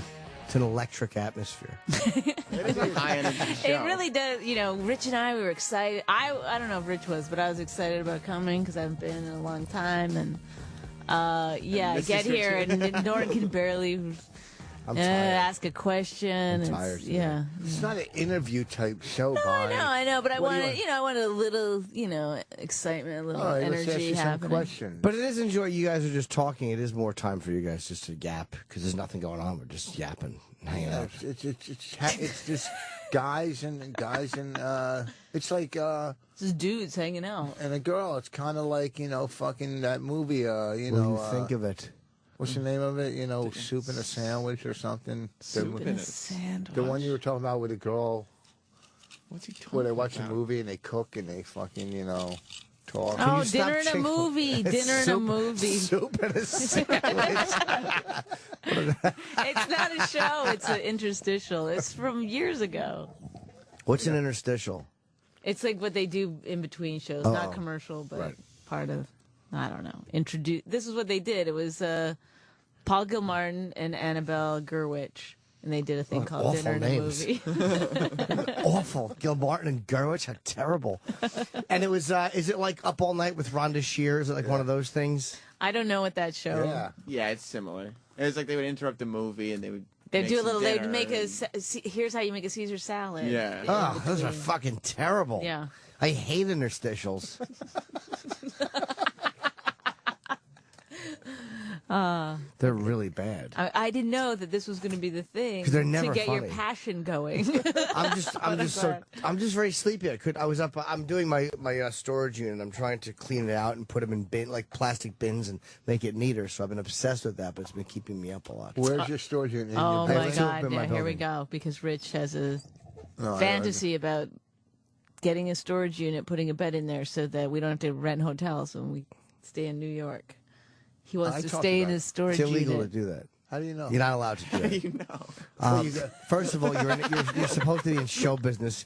You don't sleep in a storage unit. No, you no, fucking no. white trash. This was back in the day. Oh my And I talked about. I'm saying if you had a nice storage unit, one of it, you throw a couch, something in there, and then There's no during the bathroom. And what do you just No, like- sit there and then Yeah, like sleep? And he said this was back in the day, except instead when Norton said this is illegal, immediately said, "How do you know?" Like it's still immediately on his My mind. storage unit. I took him. He was back in the day. He brought it up probably a couple months ago. He always, every once in a while, before he got tries big. to float the idea again. I have two of them in my building. I have two. I bought them, and they just help a lot. Yeah, I got They're one. not big enough to sleep in. I got one. Okay, back to you.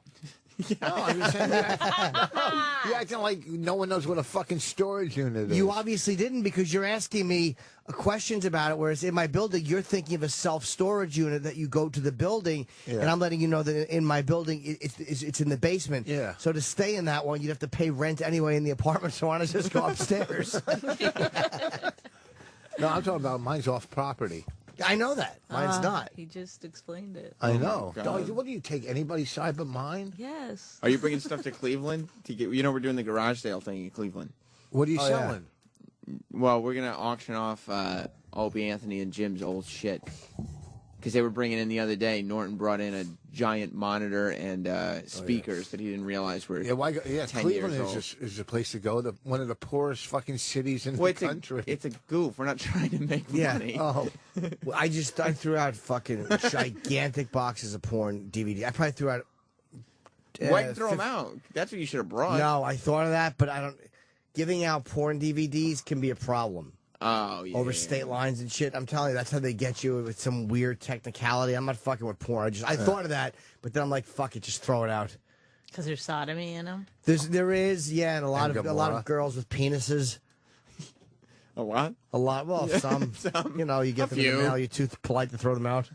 So whatever. You come I'll to them. watch it out of. we threw out our porn. Someone went to the trouble to give me this. I did throw out a lot of porn. We had the worst porn because we got all our porn free. We had the worst porn. You just go online now. It's like you go to clitty.com. There's every fetish. Clitty, I love. It's a terrible name, but it's a great site. You don't ever put in porn DVDs anymore? Nah, you don't need to. I went through these boxes. I couldn't believe the amount of porn I had because Yoshi used to send it to me from Evil Angel. Oh, yeah. And it was well over 1,000 DVDs. If you go online, like, you know, you might click the wrong thing. Next thing you know, the FBI is knocking on your door. That's not true.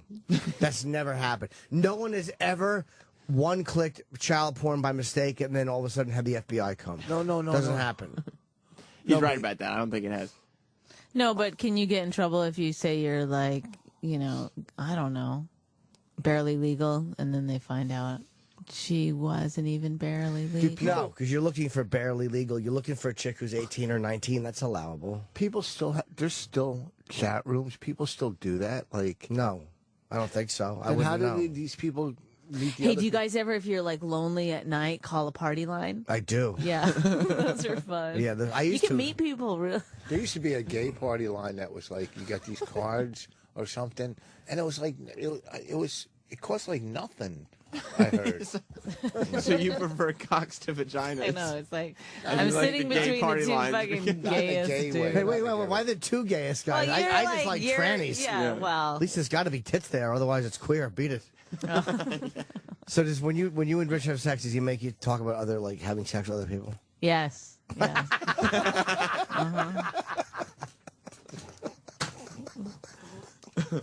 It is hot though. It's hot. There's something hot about it. But then he's so jealous, it confuses me. You know, No, I'm once scared you that I'm tell- going to get in trouble. No, it's empowering because I'm a jealous guy too, and I'm insecure. So when you talk to another girl about fucking other people, it's almost like you're taking your worst fear and you're empowering yourself. Like it's almost like it can be this fucking overwhelming, crushing thing, or I can jerk off like a fucking animal to it. So I make it sexual because it used to be so fucking threatening. If I found out a girl fucked a guy with a bigger dick than me, it would drive me nuts. And like, why do I give a fuck? Like, she's not fucking that guy with me. So years ago, I stopped caring about that, and I'll just make her tell me But about it here's while I the thing: come. when she tells me about the college professor who put the fake plant in front of the door so nobody could see, I come like a fucking jackrabbit. Yeah. I'm telling you. Yeah, I'm like, I'm in his office. He puts the plant in front of the glass door. Oh, okay, I came. Really? It's the plant that gets him. I know, it's like I don't even Yeah, get he loves the anything. plant. It's not even you or the professor. I know, it's something about putting that plant. Yeah, there's something about photosynthesis. So, Fucking pictures. Don't try to say it, Rick. Oh, forget it. well, that's kind of you're the only guy I know who does that. What? Besides me. Oh, That likes that. fucking great. Yeah, it is hot. But he'll be like, he'll want to have sex and he'll just like he'll just pull his pants down and lay on the bed like this. No. Like he's planking on the bed. And just and like I'm supposed to be like, woo, yeah. And he has his gum in his upper lip. And sometimes he'll fart and he'll be like, come on, let's do it. Oh no, we'll So expect you hard. to blow him first. Yeah, put your mouth on it. No, it's Do you say that, Rick? Put your mouth on it. Give it a kiss. You don't say that. Give it a kiss? That's how fucking pedophiles get people to do it. Give it a kiss? That's thing is, fucking like, horrible. He doesn't understand how women's bodies work. Like even still, like he doesn't know. Like I can't get excited. I know this is gonna be hard to believe, but I can't get excited just looking at you. Well, that's why we got fucking that lube. I know, but it's like So does he not like worry about like getting you stimulated? no, nothing. Oh, no, every time I sometimes go- he won't even touch down there before he shoves it in. Do you guys? Do you say when you talk? It's always a little bit rapey in the beginning, you know. Does he say cock in bed? The word cocked, or like will he say suck my cock or just kiss it? I'm not a talker. I wish that were true in all aspects of life. It just fucks up my fantasies. I try to get him to talk near my vagina so it can get wet.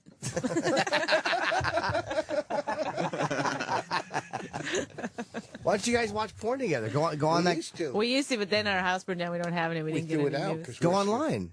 Clitty.com. I'm telling you, they have fucking every fetish. I'm scared I'm gonna get bugs. Oh, Viruses. You're not going to get viruses just from a big site like You that. can't get a virus on an iPad anyhow. Apple doesn't get viruses. They occasionally do. Well, yeah, Apples are much easier. And you're not going to get it just from going to the site. Like a big site like that, you're not going to. Just don't fucking go to a news group and download shit. Yeah, because you're not downloading anything on the sites anymore. You're just looking. Yeah. You're just opening up a fucking streaming link or What's whatever. it called? Clitty, C-L-I-T-I. Clitty.com? Yeah. No, Why do .org. they do it for free? I guess there's ads that will pop up and Yeah. stuff like that. They make their money from .gov. ads. Yeah, Clitty.gov. I didn't get it. What? Never mind. It's just the government's websites are .gov. How'd you know that? It's like it's follow-up questions or so. No, you don't fucking know a lot of shit, man. You're pretty stupid. She doesn't. She's not no common sense. Just has no clue. Tax day, she thought was April like 17th or something. Everybody on the She was planet off by knows 2 it's days. April 15th. So do you guys? How's your podcast doing? I don't know. I mean, I guess we do like 15,000 downloads a week or something. Or I guess it's it's up there. It's getting there. What's we it don't called? really promote it anywhere. It's called My Wife Hates Me. We don't really promote it. Why? Well, I don't know. I mean, once in a while we go on radio. Some radio stations on the road seem like they get upset when you promote a podcast. Fuck them. What is it? An hour? Yeah. Yeah. Radio stinks now. It stinks on the road. I got to Some do of it them tomorrow like it. morning. No. Oh. Wait, where you Monsters in the going? morning. I actually Where like you in going? Orlando, and I like those guys in the morning. Are good. DC is good. Who in DC? Sports Junkies. Oh, They're those good. guys I like a They're lot. Great. I'll tell you some good ones that I've done. Kid Chris is good. Kid Chris is good. You know where he is now. Yeah, he's in fucking Atlanta. Yes. The BJ regular guys are really good. Yeah, They're fucking BJ great show to do. Shea is BJ good. Shea's great in Seattle, and fucking Rich and Toucher and Rich in Boston are Yeah, great. Mickey- Johnny Dare is good in Canada. Fucking Mickey is good in Baltimore. Oh yeah, of course, Cowhead. I love Cowhead in Cowhead. Tampa. Yeah. You get again. There's fun shows, and I'm sure Yeah. I'm missing some guys. Yeah. This is two dudes, Fernando and Greg in San Francisco. I like a lot. Do you know Even them? Al- no, I done Alice or Sarah. Yeah, Sarah. No name. No Yeah. name's gone now. She's back gone. with Vinny. Sarah Vinny. It's amazing. I know all these fucking radio people, but Yeah. they're the ones I like. But most of them are Yeah. fucking horrid. Well, some are where you go in and it just. Well, the worst is when you go in for one or two breaks. You got to get up fucking early, or they record it and play it later. Yeah, so we don't curse. That's how Yeah. paranoid they are. Phoners do that a lot. You'll call in and then they tape you and they're like, all right, we're going to play this tomorrow morning. So you have to act like, hey, I'm there tonight. But meanwhile, you haven't even left the city yet. I like Chaz and AJ in Connecticut. Just a lot of them I like. I don't know if I know those guys. I They're might. nice guys. What are the other ones they're doing that are so bad? It's just that there's such a dishonesty in the way they communicate with you. Yeah. They don't talk honestly. They don't talk like themselves.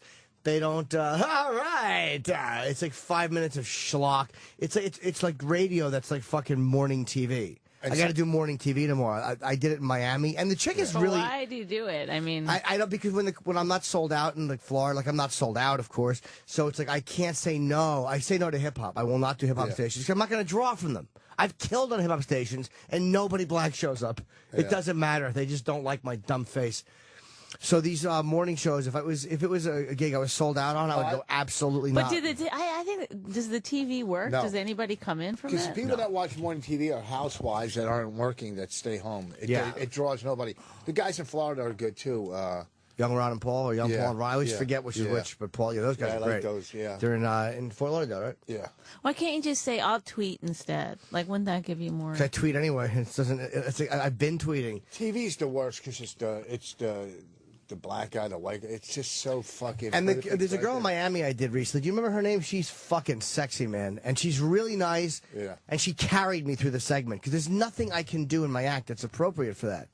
I mean, I even the stuff that's not dirty it's I always racial I or. always hit on the ladies. I go, I just always make them uncomfortable on the thing, and it's just. That, yeah, you're good at that stuff. I mean, I'm terrible at those shows.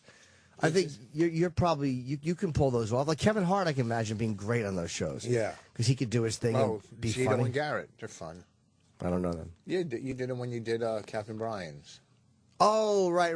They're real fun. They were great, actually. Yeah. Yes, Captain Brian's. I have a major fucking. But do they resentment feel against. intimidated by you ever because you're on a Oh no, I don't think they care about that. radio? No, they plug it. It used to be years ago. Nobody would mention satellite, Yeah. like you can't talk about it. And now they're like, "How's satellite?" They all ask me how Well, satellite radio is. now. Last week I was doing radio, and the guy they kept going, they kept saying how much they love O&A, and a lot of them listen because the thing is, O&A can do what they really want to do. All radio guys are checking out satellite. There's no radio guys that don't care. Yeah. All of them are curious as to what it's like here. Because it's too It's just like confining. It's confined. It's just like Tough Crowd. You have to worry about the advertisers so much. So many celebrities used to watch Tough Crowd because we would say on Tough Crowd what they really wanted to say. I'm I telling love you. Colin, but I can't listen to the Tough Crowd thing anymore. No. What are you talking about?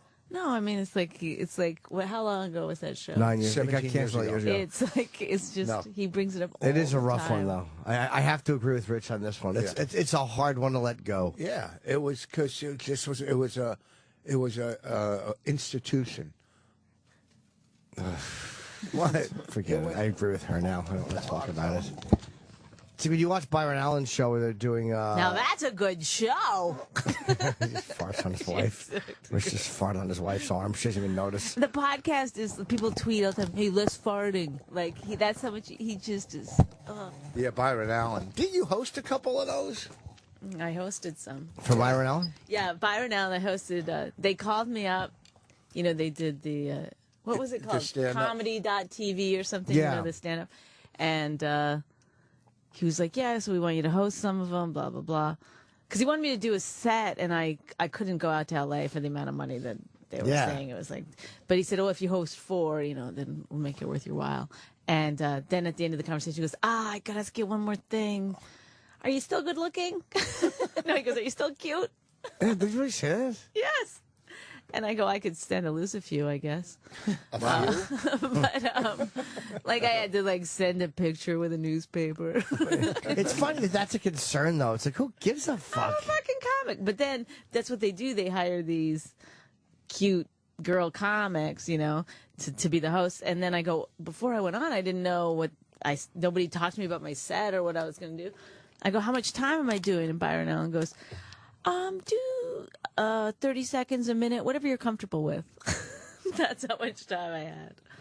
And they told you, they said, you don't even have to do comedy, just introduce. Just introduce if you want. You don't even That's have to do just, what are you doing? Yeah, I know. But why don't they just hire spokesmodels? Because it probably costs more to do that than a comic who wants a crack at it or a break, It's probably easier to get the fucking comedians who want the shot on TV.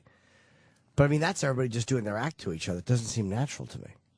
Oh, no, that show is different. That's what I mean. I mean That's the one where they all sit around. Comics That's Unleashed. bizarre. Yeah, so you just got back from Iraq. Hey, you had an abortion. It just makes it so yeah. bad. And what bugs me, Byron Allen's a smart dude. Like, he owns everything. Yeah. He's a rich fucking dude. Yeah. He doesn't bother me. It's the comics that are actually doing it.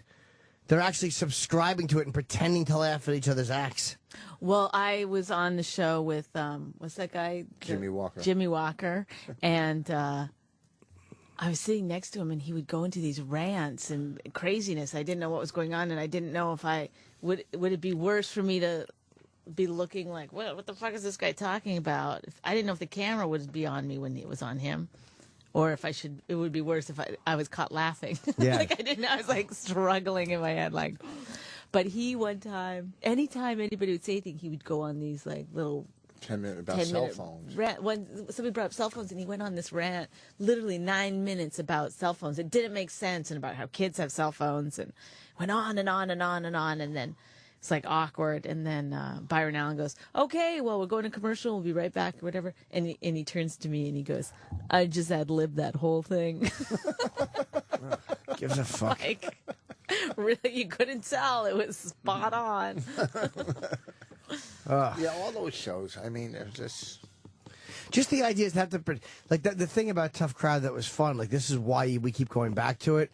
Is because you don't see guys being honest on TV with each other like that. You don't see guys attacking each other for trying to get applause breaks like they should. Comedians interacted on that show the way we should interact, which is laughing. Those guys made me laugh fucking hard. Geraldo, Patrice, Rich. People who were good at it were really good at it. Really funny. And the people who were bad at it sometimes was good because you were like, oh, wow, this can go really terrible. But Collins, people always hated the third act. Well, some people hated the third act. They always made me laugh because they were so weird. Mm-hmm. And he would brutalize you for fucking being a hack or for being predictable. Or he would fucking he would allow you to brutalize him. It's like you just don't see that. There was none of that. He would leave the dead air on. He would leave the mistakes in. Yeah. Right. And it's like that's what every alternative comic, like they think they're alternative, but that to me is what was alternative to what was on TV was Tough Crowd. Right. Yeah. Talked about race, and it was doing really well in the ratings, and we knew why it got taken away was just because and it's not a paranoid point of view, but they just didn't like. They got too many complaints about the content, and they just were done with it. I mean, it bummed the whole room out. Yeah, I remember when that got canceled. It was almost like, you know, when a girl breaks up with you, the feeling, the empty feeling. This was worse. It was. Of course it was. It was, and not only that, it was in New York. You didn't have to fly to L.A. You just, hey, I'm doing TV. It's an Once hour a away. week. Oh, You know, it's just great. fucking. It was so much fun. Remember how awkward it was after that? Because Greg got a show the same night. They kind of gave Geraldo the show. Yeah, but that. It didn't I work. do kind of remember It was that. really awkward too. I watched. Well, because it would be like... It wasn't exactly Tough Crowd. I know I wouldn't do it. Patrice wouldn't do it. 'Cause we you know, we liked Greg, but we kind of felt like it would be disloyal to call. You should have called me. I would have. I don't think it went for very long. I think Greg was uncomfortable with it. But you know, he had fucking 3 kids. He wasn't going to say no to a TV show. I don't know if they gave him. There wasn't called Tough Crowd, but there was another Tough Group. It was called Tough Group. Yeah, Rough Group. But it was something on Thursdays or whatever. Oh, Tough Crowd was on every night. It was a weeknight show. That's not why I heard it was canceled. I'll tell you off air. I know why. It was a certain firing, and I know all that. I know exactly why, but that was the main reason, was that it was fucking getting a lot of negative feedback from people that they don't like to hear negative feedback from. You mean liberal type people? You're saying? Yeah, it's like we talk about it all the time, and it sounds paranoid, but I guess after my experiences there and with other TV things, you start to just see the pattern and what you can bash safely and without repercussions or without them saying, "Whoa, you don't want to do that," and what you can't. But if the people you're doing it to aren't complaining, that's of course. Look at the trouble Rush Limbaugh's in just for fucking bashing some woman who's a feminist. It's amazing. Okay. What? I mean, he should be bashed for that. Yes, you can bash him for it. Yeah, that's, he has every right to say it. We have every right to react. Bashing him was one thing, but the fact that people want him to lose his, like, I don't want anybody to get in trouble for saying stuff I don't like. So why do people, when he says that, have this instinct to want to get him in trouble? Like, yeah, you're right. People do have the right to react. Well, it's the advertisers. They're the pussies in all of it. Yes. Because why would you then, who Rush is before you started advertising on his show. Those are the people that make it so that nobody can do anything. You can't say something and you can't have people react to you because, God forbid, anybody notices, the advertisers are going to pull out. They're the people that you should hate. Yeah, but I'll tell you, the free market is, like, if you say you're doing really well, the advertisers come around because everybody listens to you. Right. But if people just think you stink and don't listen to you, the advertisers have no reason to be on your show. To me, that's what's right. If no one listens to you, the advertisers will go away. Right. But when people come after your advertisers and go, he said something we find objectionable, we won't buy your product if you advertise on his show. To me, there's just such a scumbag mentality to that. well, they're holding them hostage. That's blackmail. And again, the people go, we have the right to spend our money. But you know what? I actually kind of agree that that's like the people can speak. We But can why say, would- hey, that's... But why would they want, meaning, why would people speaking not just going, the guy's a douche? Like, why is there this need to have him feel their dislike? Like, I personally don't give a fuck what he says. He's valueless to me. Right, exactly. I agree. And Sharpton is a guy I truly hate. But I've never encouraged people to boycott Sharpton. And as much as I wish Sharpton would fucking fall down an elevator shaft, I've never encouraged people to try to get him fired. But fired from what? Well, he's on MSNBC. Oh. But if I don't have that instinct to get other people in trouble, why does anybody have that instinct? Like, why would you want to call an advert? I don't give a fuck what any of these guys say. None of them have any value to me. They're not influential. Right, but that's the thing is, but they are influential. That's their whole job. Their whole job is to try to get people to to believe what they want them to believe. You know, it's not just pure entertainment the way that he wants you to believe that it is. It's not. He's got a very serious agenda that he's trying to get as many people as he can to vote or do what he wants them to do. Okay, then instead of if that's the truth, it's got to work both ways. Yeah. How about they give him credit for all of the positive things that happen because people listen to, it's like that's the way I look at it. Like happen because of Rush. Or anybody like that. Like anybody like that means by the nature when you're watching someone like that, you're being involved in you're saying that's politics. a positive when Imus was thrown under the bus. You know Imus is an entertainer, though. I mean, it really is different. You know how much money he raised for. So he's okay. It is different. And Hannity or any of them, even on the left or right, they all have positive causes. They all raise money for charity. They all do fucking charity events. So so you can't. Well, they get. Hannity does that freedom concert all over the fucking place, raises money for fucking. Yeah, nobody says, "Oh, that's terrible." Yeah, but nobody's bringing that up. Stuff. No one brings that up either. Too, the opposition never say, "Hey, here's something good that person did." And same with the right. They never say, "Hey, here's something good that person did on the left." But why? But the thing is that what Rush Limbaugh said. I guess I don't understand that. Why would people bring that up if they're mad at something else? You don't do that. Well, it's got to be a balanced thing. If you're going to penalize somebody, you don't go, "Oh, this guy's a fucking rapist," but he dresses really well. But a rapist is you could say that. But a rapist is a little bit fucking different than a guy just doing his job and saying what he wants to say. No, it's not. But who gives a what he says is? But I don't buy that whole thing. They're influential. To me, they're not. They're valueless. Like I enjoy them sometimes, but they don't form my opinion. That's almost like saying you. No, but I don't. To me, that's elitist though. And that's an elitist way of thinking is that, well, I can see them, but the masses can't. No, I don't think that the masses, I just think like people, it's just like it becomes this sort of, if you listen to the same thing every day, the same propaganda all the time, you're calling it propaganda. You're calling it. But then you're the dummy for listening. Like the dummy that listens to and believes that propaganda, like is a dumb motherfucker. Like if you listen to Rush and actually think that's the gospel, you're a dope. Same as if you listen to fucking right, Oberman but and think those it. dopes vote, and they have. Our country is at their whim. Yeah, but you're saying there's propaganda coming from him. But I'm saying not just him, but I mean, okay, whatever. I mean, I think like a lot of that right kind of radio, it's extreme because it has to be extreme because that's what. Well, that's what happens. That's how ratings get made and stuff. Well, but it also affects what happens in our country. Same with the left. I say our country, radio. even though I'm Canadian. It's extreme on both sides. You don't think fucking. I agree. It's extreme on both sides. I totally agree. Who cares? It's not encouraging people to go out and commit murders. Let it be extreme. Who cares? It's almost like I give everybody credit for making up their own minds. I'm not arrogant enough to think for other people.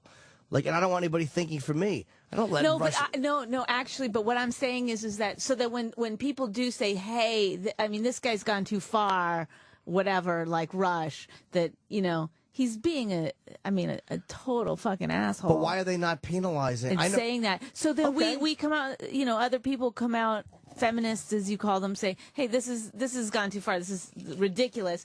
That's just balancing things out. But that's all you're doing. Yes, and I agree. However, it doesn't stop there. They go to the advertisers and go, "We don't want him saying that. Yeah, we have a problem with him saying that." Right. You're right. Them going on a radio show or them going on TV shows, and if they said that Twitter, that's what I think was the biggest or thing. wherever, and if they said that fat junkie should drop dead of a heart attack, I would have no issue with that response. Right. He's a pig. He's stupid. Like I have no issue with any of that response and them saying he's garbage. But it's when they want him to be silenced. I know all these dummies that disagree with me because they hated Rush. Oh, the free market. I don't think anyone should be silenced because I feel like... I do. No, I honestly... Put a cock in it. No, because, I enjoy people who will go and say things that even if I don't agree with it, I like people who are willing. Ann Coulter. I like when Ann Coulter says things because she's great. Most people will. She knows that's going to draw the ire of a lot of people, and she's willing to do it anyway. I like those people. Yeah. That I think the world needs people that are willing to say stuff, even though like the masses are going to come at them. But I don't know. That pissed me off. What Rush. But it said. changed. The thing is, what gets you. This is why it's so fraudulent, because it changes. That's why everyone's tripping on their dicks, because it changes from week to Whatever week. it affects you. But whatever I mean, thing like whatever will get you fired. Like whatever. I hate to keep saying the sacred cow, but years ago you could make fun of Asians all you want. Now if you do it on the radio, you're fired. And then, nappy-headed hose was so terrible. It wasn't terrible a year before that. And it wasn't terrible when this guy said it, but then it became terrible. It just changes. Every fucking week, there's a new outrage. More and more people have to apologize. And we should be embarrassed as a country. But here's the thing. I don't even know why do people apologize? I mean, because of the advertisers. But I would love it if people were just like, it would mean more to me if people just said, that's how I feel, that's it. Then, don't listen to the show if you don't like it. I agree, but that's and this is the problem. In a world where feminists or anybody, and we're just saying feminists because of Rush, in that moment where people just go, we don't like you, you suck, he would go, fuck you, don't listen. Right. And then their little voice, I agree. They wouldn't get what they wanted. They would be heard, but they wouldn't get to have him silenced. So like in a spoiled society, we want our feelings to be reacted upon. Right. And people don't want special interest. They don't want equal rights. They want more rights. They also want, they're like little children. They want to object, and they want whatever they object to taken away and stopped, because they can't handle that a guy is saying this stuff that they don't like. That's the fucking the self-centeredness of everybody. Fucking drives me nuts. You know what? I agree with you. You've brought me around a little bit. Oh, good. That said, I hate Rush's radio voice. You're a douche. I don't know. Yeah, I he's don't a listen douche. to him.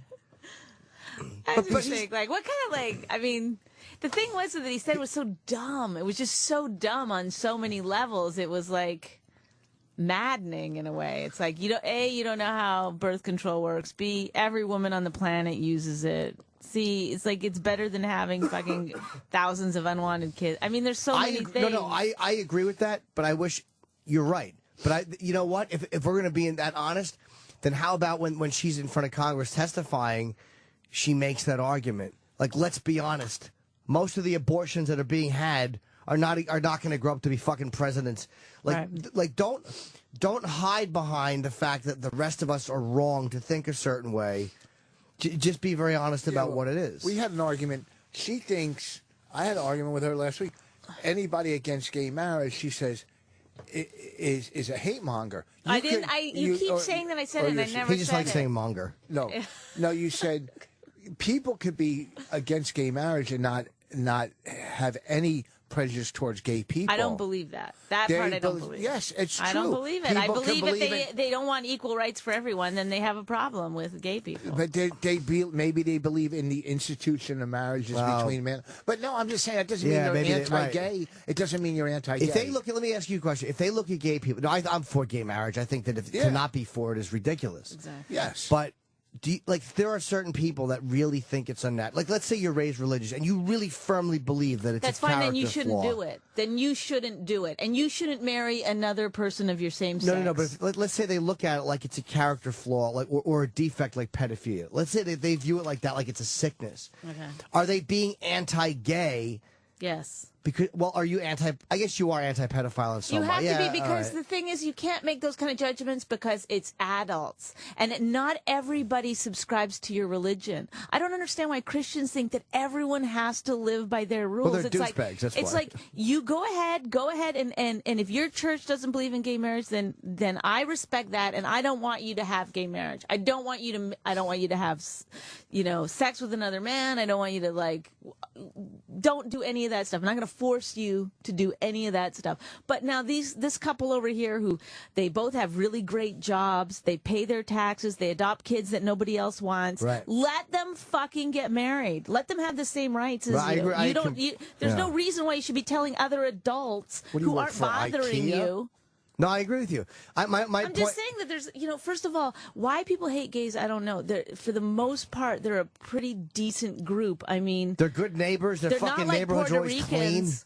clean. What's that? What did you say? She said they're not like Puerto Ricans. But their neighborhoods are always clean. Like, you get on a gay block in fucking Chelsea, it's immaculate. We walked through one Never yesterday. a fucking problem. We walked through one yesterday there, and it was beautiful. I said to the guy I was walking with, and Bonnie, I go, look how clean this neighborhood is, And They have good it worked for a jobs for gay the man- most part. They what- pay their what- taxes. I was only Yeah. saying if somebody looks at like a Well, don't sickness, say does that make them Don't anti-gay? say they have jobs and they pay tax. You can't I'm just saying. generalize. I know I'm generalizing because a lot of them have Okay. meth problems. And You know, Yeah, fucking they people like are things in their people, but I hate when everybody goes, "Oh, you don't believe in what I believe in, so you hate me." That's not true. Yeah, it's not. That's the point I was making with yeah. the stupid analogy I gave. Yeah. It doesn't just because some people are against gay marriage because they hate fags, and some people really just think it's wrong because they think that gay people are sick that's and that you fine, shouldn't though. do But it. that's okay. Then they can live in that world. But I don't. But they is that should hate realize. Is that hate though? That's not hate. That's I didn't what say they believe. it's hate because it's saying that not everyone should have the same rights. Like, how about if I think It's like when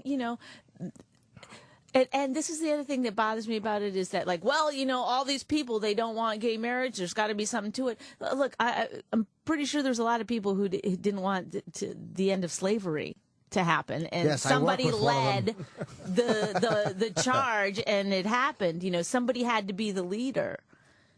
That's what bugs me about the politicians. the is way that- black people throw gays under the bus kind of bugs me too. Like, black people never see the argument, the civil rights and the shit that they had to put up with and the garbage they went through, and then gay people are going through it, and black people never or very rarely look at it and go, yeah, it is the same struggle. They're like, no, it's a choice. Black people hate when gay people mention the black civil rights You struggle. can hide Hate being it. gay, they say, and you can't hide being. Yeah, or that gay's a choice Being and black hidden in this isn't. room very well. Yes, not really. All right, should we break? We can. Next weekend. Yeah, I guess we should plug real quick. Gay people come to Arlington. Oh, we're a very gay friendly show, Bonnie. We and do myself. a lot of. I do a lot of gay jokes and a lot of. Well, that's another thing too. They shouldn't get when you want equal rights, you got to take equal abuse too. Jim David, I asked a question to. I had him and Rick Chrome after Tracy Morgan did his gay thing. Jim David made a good point. Like, I was asking those guys, why do we have this double standard in language for stuff? And Jim raised a good point. He goes, it's not an even playing field. I Like, agree. to begin with, so you're more sensitive to that because you're not starting in the same. It's not like two equals shit on each other. It's one who can do things that others can't. Well, that's not true. That made actually a good point. But here's the truth. It is Yeah, nobody equal- ever goes, okay, hetero. Like, No, you know, no. it's a, That's not like true. people You- make fun of gay people even when they don't mean to. They'll be like, oh, you've been sucking his cock or something like that. But that's not true. And it's really. There's gay comedy clubs in the village and Because all the over, idea and is I'm sure abhorrent. they're going after straight people and jokes like that. So It's still not a level. when Society is It's, not. you it's can, not- call, you yeah, can call right. someone gay and get a laugh. But like, what's a level As you playing should. field? What's a level agree. playing field in society? Okay, a level Nothing. playing field. Yes, there is. Okay. Two guys two people who are able to go out and do the same thing, and everything that happens to them is basically whatever choices they make. I lost you. I think that's a level He's playing saying field. all things considered. That, Both people have an equal starting place and can do Yeah. whatever they want, and their choices Who are will these two dictate. people? Just white, waspy, white Two Anglo-Saxon? individual. You say what's a level playing field? I'm Well, just but saying you're two people. When you break it down to groups, blacks don't have a level playing field. Right. Gays, Agreed. Jews in some areas don't. That's why when we were listening to that women guy in the don't. radio last night, and he was saying like about Chris Rock saying calling Obama's administration a black party or something. Black heaven. Black heaven, and he was like, if we said that, white heaven. I was like, you can't. That's like you can't make those kind of comparisons. I hate when they go White after people- any comic. Go Yeah, fuck that's right. yourself. Silly. Don't go after comics. I hate it, and I hate when other And it's called comics the White go after House. It's comics. been called the White House. Absolutely, as Other it comics should. that go after other comics, going, "Oh, he said this," and Drives this. me nuts. When you're a fucking comic attacking another one on fucking Twitter or this and that, stop it. There's enough with bloggers and reporters taking shit out of context. As a comic, don't you fucking do it about another comic. I don't care how bad they are. That or was how good Rich they are. Vos, everybody, with comics. Shut up, Should stick up NPR for comics. voice. More with Rich Vos right after this. Let's do some plugs. Anthony texted me. He's feeling a little bit better. Oh, good. Yeah, he is feeling better. He's fine. And Tonight he's through- obviously not listening. No, not at all to this show. I apologize if we went off on some boring political thing, but it's hard when you have three friends. Just doing. Tonight through Saturday, Orlando for me. He wanted to say it's hard when you have these fucking idiots. No. Not a lot to talk about. Yeah. March 20. No, you guys are fun just to listen to. You guys are fun just to listen to bullshit with each other. March 29th through April 1st here in New York, Carolines. And then April Someone just 12th through wrote, "Get off 14. the show, slut." DC Improv. That was me. So, hold on, one more plug. June 9th, I will be with Artie Lang, Nick DiPaolo, Dave Attell at the MGM Grand Theater at Foxwoods. That's June 9th. Tickets are on sale at Ticketmaster. What happened to Doug? We did. That was always Doug doesn't want to do the whole tour. He's so. And why weird. would you ask me that on the air? It's actually not a problem. It's not a. No, Doug literally didn't want to do the whole tour. Oh, but what if something bad had happened? Oh, I don't know. Well, Thank God. All of a sudden, you guys censor what you talk about here. You talk about everything. I'm just saying he's a great comic. So's Nick. You know. And, I'm not do you understand what I'm saying? Yes. Like, why would you? Like, what if some Just behind let it go down, and then you go, hey, what's the deal with? Yeah, like what if it had been? You're right. We do talk about everything on the air, but what if it had been a money issue, which it's not? But let's just say it was. Then you would have said it wasn't enough money. Nah, but you don't say that though. But, you know, okay. I wouldn't do that. But there is. To answer your question, there's no issue with Doug. Yeah. He never wanted to do the whole tour. He was actually worried about committing to a whole tour, and Nick wanted to do one, and him and Artie are together, so it's great. He's going to kill. Yes. I wouldn't want to follow him. Anyhow, listen. Next weekend. Why would you say that? Next weekend at the Arlington Cinema Draft House, Rich Vos and Bonnie McFarlane co-headlining. I'm not doing other shows, but don't ask why. Yeah, sure. And listen, my new CD, Still Empty Inside, is still on iTunes. Still Empty Inside. The alternative title, which I thought he should use, was Leave Them Wanting Less. Boy, if you do that joke one more time, I'm going to fucking flatten your face like it matches your ass. That was really good. fun to watch that one unfold. I know. as you Boy, watch it. I couldn't spit that out. I know. We'll be right back. Gun crime, things like this, gang-related violence, it's going to be minority.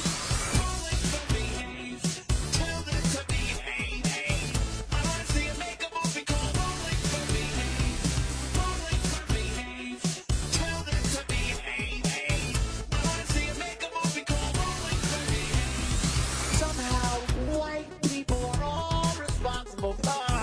It ain't whitey. It ain't whitey.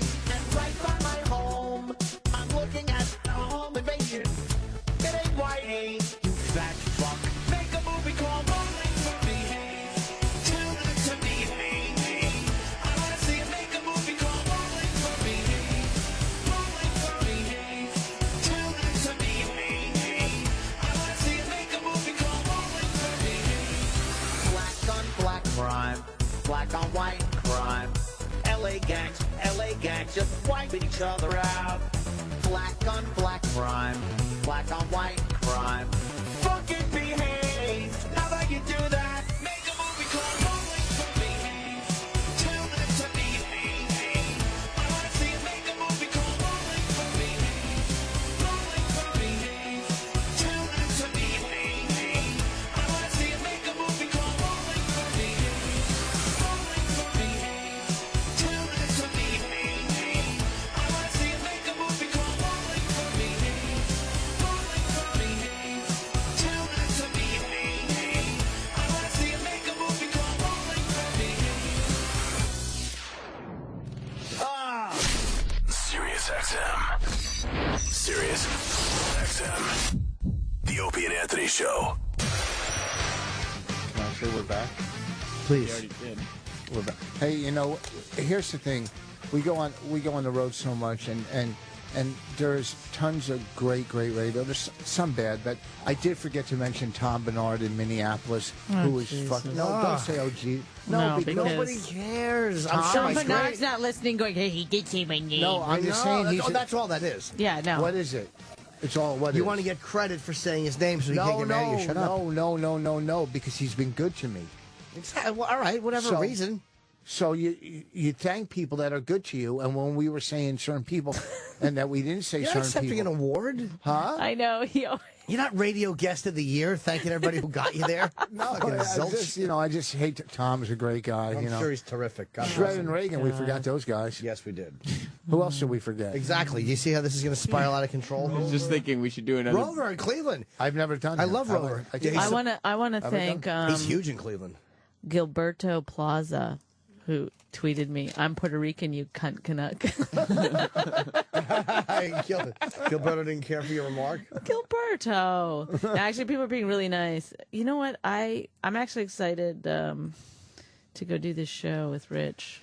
Oh, yeah? Because I know I would say something, but I love the O&A audiences because they really don't get offended by anything. No, they're the ones that come to the club are a great audience. Because Sometimes you think you look in their faces and you're like, oh, this guy hates me, and then after they're like, hey, I love you. I know. Well, first of all, I will say this: they only ask that you're funny or you're not funny. Yeah, that's why I love those crowds. You never, or very rarely, I got grown so much at the Cellar recently.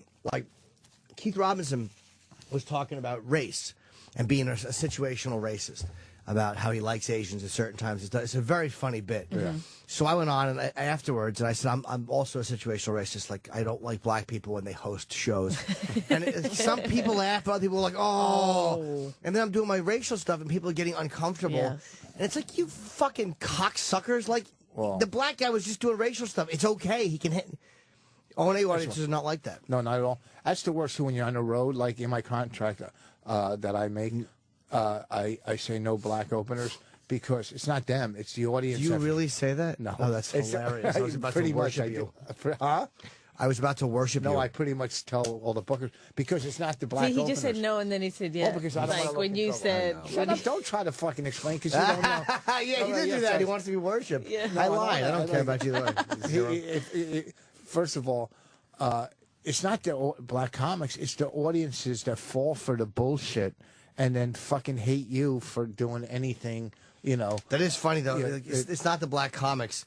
It's the audiences for not seeing what frauds they are. Yeah. Fair enough. You have a lot of checks there. Yeah, I go to the bank very seldom. Thank you. I was going to say infrequently, but you can make it one small word if you want. Seldom. See, I have to go to the bank. He's a wordsmith. I have to go to the bank before I go to the airport. I'm looking forward to getting down to Florida. It's just depressing, the road. It's fucking depressing, man. Yeah, tell her. It's depressing because you think that, like, there's certain markets I do great in, and other markets, it's shit. It's shit. And it doesn't matter how much press I do. Like, I'll do, again, Monsters in the Morning. I like doing those guys. Yeah. Like, you do look forward to doing certain radio shows because you're like, I'm going to laugh. They're going to be fun to hang with. Like, I know I'll be okay on that one. But morning TV, I fucking hate doing it, and it doesn't help. It doesn't help. We almost got kicked out of the Monsters in the Morning because of her. Well, back in the day, she Why? walks in and goes, "No, which one's the head monster?" And what else were you saying in there? Remember those? Oh, they were yakking about some dumb shit, and I said, I think you got some dead weight in here. Did they laugh? No, they were took you really seriously. Okay. Yeah. Well, thank you. That was. There was a lot of time. I got in trouble a lot of times. You fucking killed my fucking road career. You fucking every club I Don't worked. blame me. Oh yeah, really? How about Pittsburgh? And then you walked off stage and went to the back of the room going, that was back in the day. She kills. All right. But back in the day, she walked off stage and went back in the room. Hi, you miss me now? Someone yelled out, no. Because I left the stage. I just walked off, and the MC was in the back, didn't know. So there's no one on stage, and I walked around to the back of the audience. Do people not know when you're kidding sometimes? Oh, yeah, no one. All the time. Because it is hard Constantly. to read you sometimes. I mean, I know you a long time, but I could see people like thinking, like, "Wow, she's just a bitch." But when you're just being funny, Yeah. and you're just being, silly and sarcastic. A comic last night said she's mean, too mean. What comic? What great comic said that? No, Amy Schumer. No, did she? Amy? I go, Amy, if you're saying I'm too mean, I know, that's better pull scary. it back. Because Amy is as fucking horrible as you can be. Yeah. She's very funny, Amy I Schumer. love Amy Schumer. It's nice to see her really doing well. And I say that kind of begrudgingly because I have to acknowledge that she's really funny. But Yeah. you never want to see someone that opened for you doing really well. Why? Because it's a You think reflection they're of... bypassing you? No, I know they are. The whole business is I don't think they are. I know when I'm in the right lane and they're in the left. You're like, see you later. Yeah, it's like, how's Amy doing? Oh, she's high beaming me. Let me get out of the way. I don't mind it as much with women, though. Because you're not competing against them in anything. All right. Any more of my thoughts you want to finish? Oh, sorry. But no, you're actually right. That's exactly it. You're not competing with anybody because you're individual who's. Oh my God! creative. I can't believe this. No, not Rich him. A person. Vos Is that the philosophy he lives by? platitudes. You're an individual. You're an individual. First of all, does Rich live this way, Bonnie? Is this the way he like? No, he's so angry and bitter about everyone. No, I'm not. Oh no, not about comics. Not talented ones. When I see talented ones get ahead. Oh, I'll say this for Rich. He's very good at picking out people that really are funny, whether they're guys or girls or starting or been in the business 200 years or whatever. He's always. Do you know? I always thought that about myself too. Like I have a great ear for music. Yeah. Like I know what's going to be a hit, and then I realize, oh yeah, you like the same thing everybody likes. That's why it's a hit. Right. Like so, if you pick out people who are genuinely funny, you see what but you everyone's- can know that. No, but sometimes you get jealous of somebody who's doing well, and you can't really. Some people say, "Oh, I don't think he's good." You know. Yeah, they kind of, they allow their jealousy to cockblock their fucking real opinion. No, Right. talent. When you see somebody that's great, that gets something or gets ahead, when there's not only comedy with music, acting, when there's so much fraud out there and so much garbage put on TV. Like I said to somebody before, we don't have a TV show, but fucking storage bins do. Yeah, okay. that is a depressing. guy that's fucking. If you lived in one, you'd have your own show. Yeah. Okay. People that fucking this guy that goes and gets rats, which I love, Billy the Exterminator. But I'm saying I like looking at Beehive stuff. You ever look at Beehive stuff on the fucking internet? No. What are you talking about? You talking about the rats? Yeah. And Billy the Exterminator. no, but I mean, look up bees nests and stuff. Oh yeah. Yeah, like giant fucking beehives that these guys rip down and they put videos on YouTube.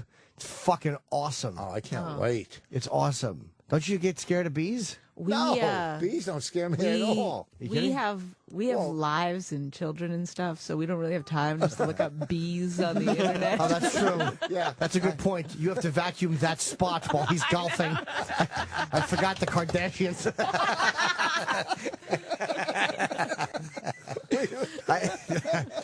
I love looking up fucking beehive shit though. It drives me crazy. I like reading prison stories. How did you stumble onto that? Because he said Billy the guy. What porn were you trying to look up? Beehives came up instead. I'll just look up bees sometimes on YouTube, and you get some amazing videos. I've seen videos. What made you think to do it? Because it scares me. I've seen giant hives getting scooped out. It's fucking terrifying. One of the waitresses at the cellar was telling me the other night she was walking home and stepped on a live rat. No, it's stand up. And stepped on a fucking live rat as she's walking down the street. I probably would have went, oh boy, and jumped on a ceiling or something. We used to go we used to go feed the rats. Me, him, and we took Dustin Diamond one night, and we fed rats. We used to pull up. I'm talking to you, bitch. She's doing exactly what everyone's doing. They all know that we've done this. Oh, we haven't told that. No, you get new listeners all the time. That's one Not thing this good show. about radio. What are you saying? I wasn't Nothing. listening. Doesn't matter. No, just tell her how we used to go rat hunting and feed them. I took a girl on a date. You're such a scaredy cat. You'd never do that. Oh, we actually did. We put peanut butter. This is what a fucking coward is. We sat in the car. You put peanut butter on your penis and let a rat come eat it off? No, that seems we put on our penis and pretended that we were rats and licked it off each other. Now you feed the rat. No, we went to fucking. We put the Reese's cups outside on 72nd and Broadway. We sat in the car. And there was like a lot of them, and fucking Voss locked his door. I'll never forget that. I'm like, you fucking twat, the rats. Was it a black rat? But he locked the door. No, I rolled up the window. No, you locked the door. Well, it was scary. The other night we were walking along, and Rich goes, rat! And you jumped. I was hoping you'd jump in front of a car, but my plan didn't work. How the fuck do you got so many checks? Don't you do it? Come home and cash them after your gig? One is from no, they're only from. I go every couple weeks to the bank. Did you ever do that thing on fucking Get it out, where you get that money from radio? Yeah, where they Sound play exchange. Yes. Yeah, absolutely. Get checks. When they play our stuff on satellite, we have to get paid for that, which is nice. I don't know where we get the Rich, money. that's John Hamm. Remember when we were down at that place I used to do stand up sometimes in LA that Holiday Inn. Was it a Holiday The Inn? Ramada? The Ramada Inn. Yeah. Remember the basement? Him and his girlfriend came in one time, and I didn't realize it till she says a movie out now. Who is he? The guy from Mad Men. The guy from Mad Men is John Hamm, but his girlfriend turns out is this chick that does movies. I can't remember her name, but I remember her.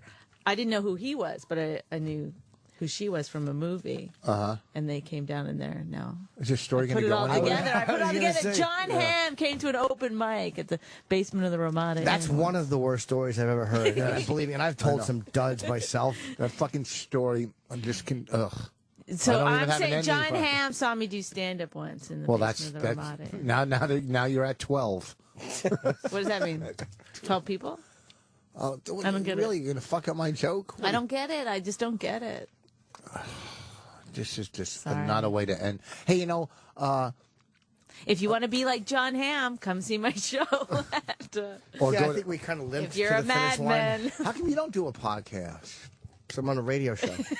Honestly, that's why. I'm not even being a smartass. No. It's because I've thought of it, but I don't have enough dedication to it. Podcast listeners are fucking loyal, but I have this, and how much of me to people, what am I going to talk about that I don't talk about here? I talk about 20 hours a week. Yeah, that's a good point, but And I do Boneyard. Excuse It's me. too much. because Riotcast, what we're on the network, we're on Riotcast. Yeah. They would love to have Riotcast. somebody as big as you on. Huh? Fucking big as me, I'm a zero. You're not a zero. I'm a Hey, zero. you got to think. You got to be positive, Yeah, all man. right, that's true. I'm a You one. gotta stay positive.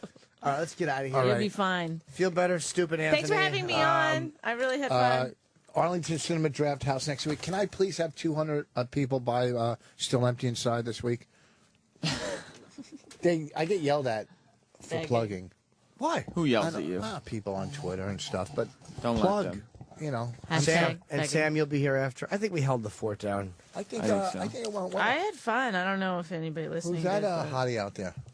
I think that's Allie Landry. Is that a famous person? She was on the Doritos commercials. She's back in totally the day. famous. She's totally famous. I think that's How? her. And she's got kids. She's got 2 kids. What do you see? That's all you do is read that garbage. I know stuff. You guys did fabulous today. I recognize a lot more celebrities than I do. Fucking half of them, I have no idea who they are. All right, we'll see you in a few All minutes right, for the bye, after show. Opie and Anthony. This is the Opie and Anthony Show. Sirius XM. Sirius XM. Hey, hey, hey! And now, the Opie and Anthony Show continues. This is After O&A Live. Here's your host, Sam Roberts. You guys are the show. It's After Opie and Anthony Live. Not the show that was just on. You didn't miss that. Roland was just giving us a concert in here. Roland was, I guess we've had a guitar in the studio for the last week. And Roland, how come you're not singing anymore? Roland had the guitar up and he was singing. Eric, you saw Roland performing in here, didn't you? I was watching it through the glass, yes. Yeah. He was doing that Elvis hip shaking with the guitar and then doing the windmill. And Travis was in here. He heard you singing. Yeah. Why don't you want to sing anymore? Because we're live. We're not live. Nobody's listening. Everybody wants to hear the Roland concert. Maybe later. A song called Paul's Looking for a Post-it. Paul? Mm-hmm. I got to tell you, yesterday, but I love when people feed back into After Opie and Anthony Live. Feel free to do it all the time. Twitter name is not Sam. I'm not hiding. I like to read what people think of the show. But, like, for instance, yesterday I said Johnny Cash wrote A Boy Named Sue when we were talking about country music. I got a ton of tweets correcting me saying, no, Sam. It was Shel Silverstein who wrote that song. And I'm glad that they did, because I don't want to sound like an asshole for too long. As long as I can cut it off within 24 hours, it's much better. They're assholes for tweeting you that. No, I'm glad that they corrected me on that. Here's the assholes, though. This is where it's beyond me, Roland. I'm glad that there's so much of the audience that can process thoughts that get what's going on here, because there are sections of the people listening to this show that just cannot process thought. They don't understand what's going on around them. They don't know what they're listening to. For instance, here's what happened. So yesterday, there was a big blow-up between Paul and Troy, for the most part, where Paul's work ethic and what he was doing here was brought into question. A lot of backstage drama going on. The day before that was Tuesday, and that was Eric going under the bus, and Eric and me were going at it. And so this is what happens. People are tweeting me saying, "What's the matter, Sam? Can you not do a show without bringing in the staff for backstage drama? Hey, Sam, enough of this staff bickering. Get back to the show." That's the show. That's right. Thank you, Roland. Do not and then Roland. This is what else I get. That's the one criticism. The other criticism is, Sam, we know what happened during the show. Why do you have to sit there and recap what happened on the show? This is after Opie and Anthony Live. This is the after show. This is the post show to Opie and Anthony. I understand that sometimes we go off on tangents. But that's how Troy stories bleed into O&A show, because it starts here. The seeds. It starts here, and then it goes forward. Yeah. So what happens is we talk about what happened on the show, and then we talk about new things to bring to the show. The whole point of this show is to recap some of the things that you might still have questions about that happened on O&A today, and to bring you behind the scenes a little bit and show you what's going on. I'm not doing the Sam Roberts show. If you want to hear the Sam Roberts show, it's on Sundays. If that's what you want to hear, or podcasts during this, or the podcast. If that's what you want to hear during this hour, feel free to contact anyone who you want to talk to at SiriusXM and suggest that to them. But for right now, I would assume that what people are wanting to listen to, and what I believe is the proper programming for this time slot, is the Opie and Anthony show post show. And what that involves is recapping the show and getting to know what's going on behind the scenes. Yeah, like Paul was looking for a post-it.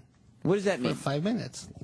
Paul was looking for a post-it for 5 minutes? Well, I don't want to go too hard on Paul today. Eric, how's Paul doing in there, by the way? How does he look? Still looking for a post-it. Is he looking for a post-it? Oh, Eric's listening to something for later. He had a rough day here on After Opie and Anthony Live yesterday. By the way, Anthony tweeted. Anthony stepped away from the show after the first hour. It seems as the Italian food that he was crowing about all morning suddenly snuck up on him.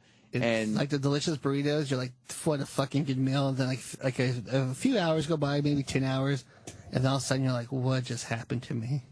How did this all happen? How did this delicious food? Why am I sweating? It's so hot. Yeah. Cold in here. What happened? I'm falling into a different dimension. Yeah. An explosion of the ass. That's what happens. Huh?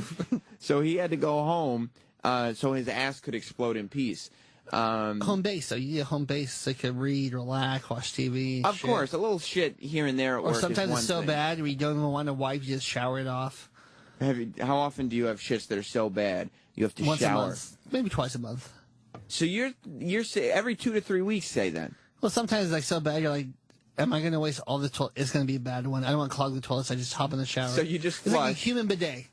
And you just, first of all, a shower is not a human. And second of all, you just flush, and then you just get in the shower and wash the ass crack right there. Right there. It's smart. And Roland, I mean, you have horrendous shits. You bet. Yeah, I do. So maybe that works for you. I don't know. I don't remember the last time I had to do that. I mean, I've had to use more toilet paper than usual. I had to do that at a friend's house before. It was embarrassing. Although, I don't even know anymore. There's somebody on Twitter who now doesn't think that we should be talking about shit on this show. Oh, so let's have a poll looking for a post-it. Explain to me, Roland. Does this make any sense to you that people are saying not to recap the show and not to bring staff drama up on the air? That's the whole thing. But that's you, though. That's why the show exists. We kissed her after the show, and people get very upset, then you bring it in tomorrow. If you just want Worst of Opie and Anthony to play between now and Ron and Fez, all you idiots who just sit there by your radios, anybody who doesn't want me recapping the first hour of the show at 10 o'clock is sitting there listening to the entire show far too closely, and I know you have your own Opie and Anthony MP3s on your computer. So go ahead and make yourself a playlist and turn the goddamn channel. Because there is no way, there is not a chance in hell that I will stop doing staff drama on this. E-Rock, you've known me for quite some time. Yeah. What do you think, based on what I believe this show is intended to be, the After Opie and Anthony live show, what do you think the odds are that I'm going to ease up on staff drama? Slim to none. None is the answer. Yes. Yes. That's correct. And it shouldn't be. That's the whole purpose. That little squabbles can come up on this show, and when they become bigger, if Opie and Anthony want to get into it, it becomes a public thing, and they can bring it onto the main show. Do I have to spell everything out for you? Just trust me, guys. Just trust me. If you don't like what I do, turn off the radio. But until then, just trust me in here. We're going to go up and down like any roller coaster. There's going to be some slow moments, but I promise you, there'll be some very fast moments too. Trust me in here. I know what I'm doing at this point. Somewhat. Yeah. And I'm getting better all the time. And you have a big guest next week coming to the after show. That's right. I'm very excited about that. I don't know if I want to announce it yet, though, because you never know. Things change all the time. Tell me what you were talking, because like I said, yesterday's staff drama was Paul and Troy. Paul is our phone screener. And Troy, he flipped off Troy at one point. Very rudely. And this led Troy to lambast him. Troy was obviously waiting for a reason, and that was the reason, to basically bring Paul in here and question. Now somebody feedbacked in, stop talking about criticisms of the after show on the after show.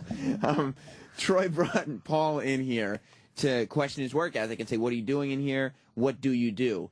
And it was uncomfortable. Roland, We should bring Troy in, though, to see how he's doing. You love conflict. I don't. You do. I do. You start a lot of conflict. I don't. You do. Yesterday I did. You do. But even you left here because you were uncomfortable. Yeah. Because it was real. Yeah, because once I Troy that he gets a thing in his eye, I'm like, I'm out of here. Which is why I want to, not. This isn't a Paul day today. Paul had his day yesterday, and we got to go a little easy on him. Yeah, Troy should dress better. Jesus Christ. But what are you saying? Why are you calling Paul Post-it? Because Roland, I don't know if you heard, during the commercial break, Roland picked up the guitar and started singing songs about Paul, the phone And I screener. sang a song about you, how angry you were at Paul. So why don't you do that on the air? I don't know. He does, yeah. He stopped as the intro was coming on. He put the guitar down and walked to this table. There's all positive things about you, though. Yeah, but you always have a lot to say. You should just say it on the air. Roland has a lot to say. A lot to say about everybody. But it depends on what ears are around. Exactly. That's Roland's deal. Yeah. I don't know if you know this about Roland. Oh, no, I know that about Roland. You know this about Roland. Yeah. Eric, what's up? I'm just finding out we may have a recording of Roland's concert. No way. Yeah, if you give us a few minutes, we might be able to pull it for you. How you feeling, Roland? How's it going over there, big man? How's the road dog doing over there? I just have to tell Eric one thing. Well, yeah, I mean, Eric, you know that there are certain things.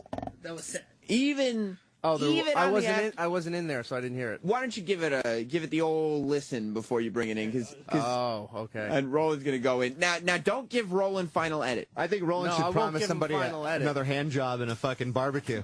Eric, will you take the hand job and steak? He's panicking. Hang on, I'll be right back. Steak and a hand job. I love that. Because there are certain things. Sal's running back here. Yeah. He's probably going to show Paul how to do it. There are certain things. Sal, the intern. You like that one. There are certain things that are said.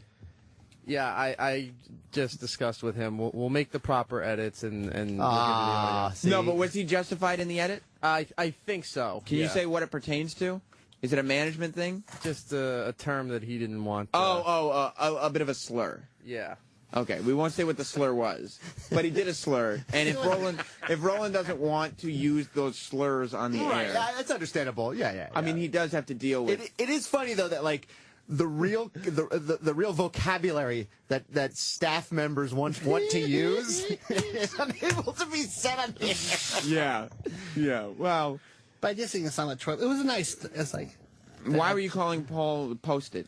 Because Travis heard Jimmy say something. He goes, let's mark that. And then Paul goes, oh, I'll write it down and post it. Then he started writing around. Do you have a post-it? Do you have a post-it? Where's the post-it? Started tapping it right. Started freaking out about it? Yeah, like. You think he was overdoing it? Yeah, I mean. Because of what happened yesterday? Yeah. I just make fun of him. Like, where's the post-it? Well, it was funny. Yesterday, he stayed a half hour later than usual. 30 minutes. That's why I sang the song. And Sal, the intern, I walk in because, you had this whole blow up with Paul yesterday about his work ethic and comparing it to Sal. Mm-hmm. So I walk in to the office after Paul is gone, and Sal looks at me, and he goes, fuck you, by the way, Sam. And I go, whoa, Sally, somebody's feeling Salvador. tough. My goodness. What's the problem, buddy?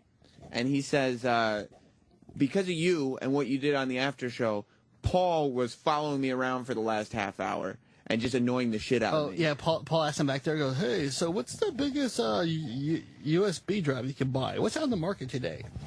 Like, ew. Why was he following Sal around? I don't know. I found it more interesting that Sal was so annoyed with Paul following him that he had to curse me out. Well, yeah, why would you get cursed out for that? Well, he said, because of what you brought up on the after show. Yeah, but that's me. You should curse at me. Troy brought it up, and he said, yeah, but you went with it. And I said, I did go with it. I bet you're the Knicks fan, too. I do have, Paul? Yeah. I do have, somewhat of a semblance of control of what goes on in here. So I did go with it, but how could you not? Yeah. You know what I mean? Sometimes, because Troy is probably the most honest guy on the air here. And when I say honest, I mean honest to what he feels. Like, you can agree or disagree, but there's no questioning that Troy is telling you how he feels. And so every now and then, he'll come in here with some shit that is just like... Well, first Troy goes, hey, this is this, and then you piss him off, then boom! Boom.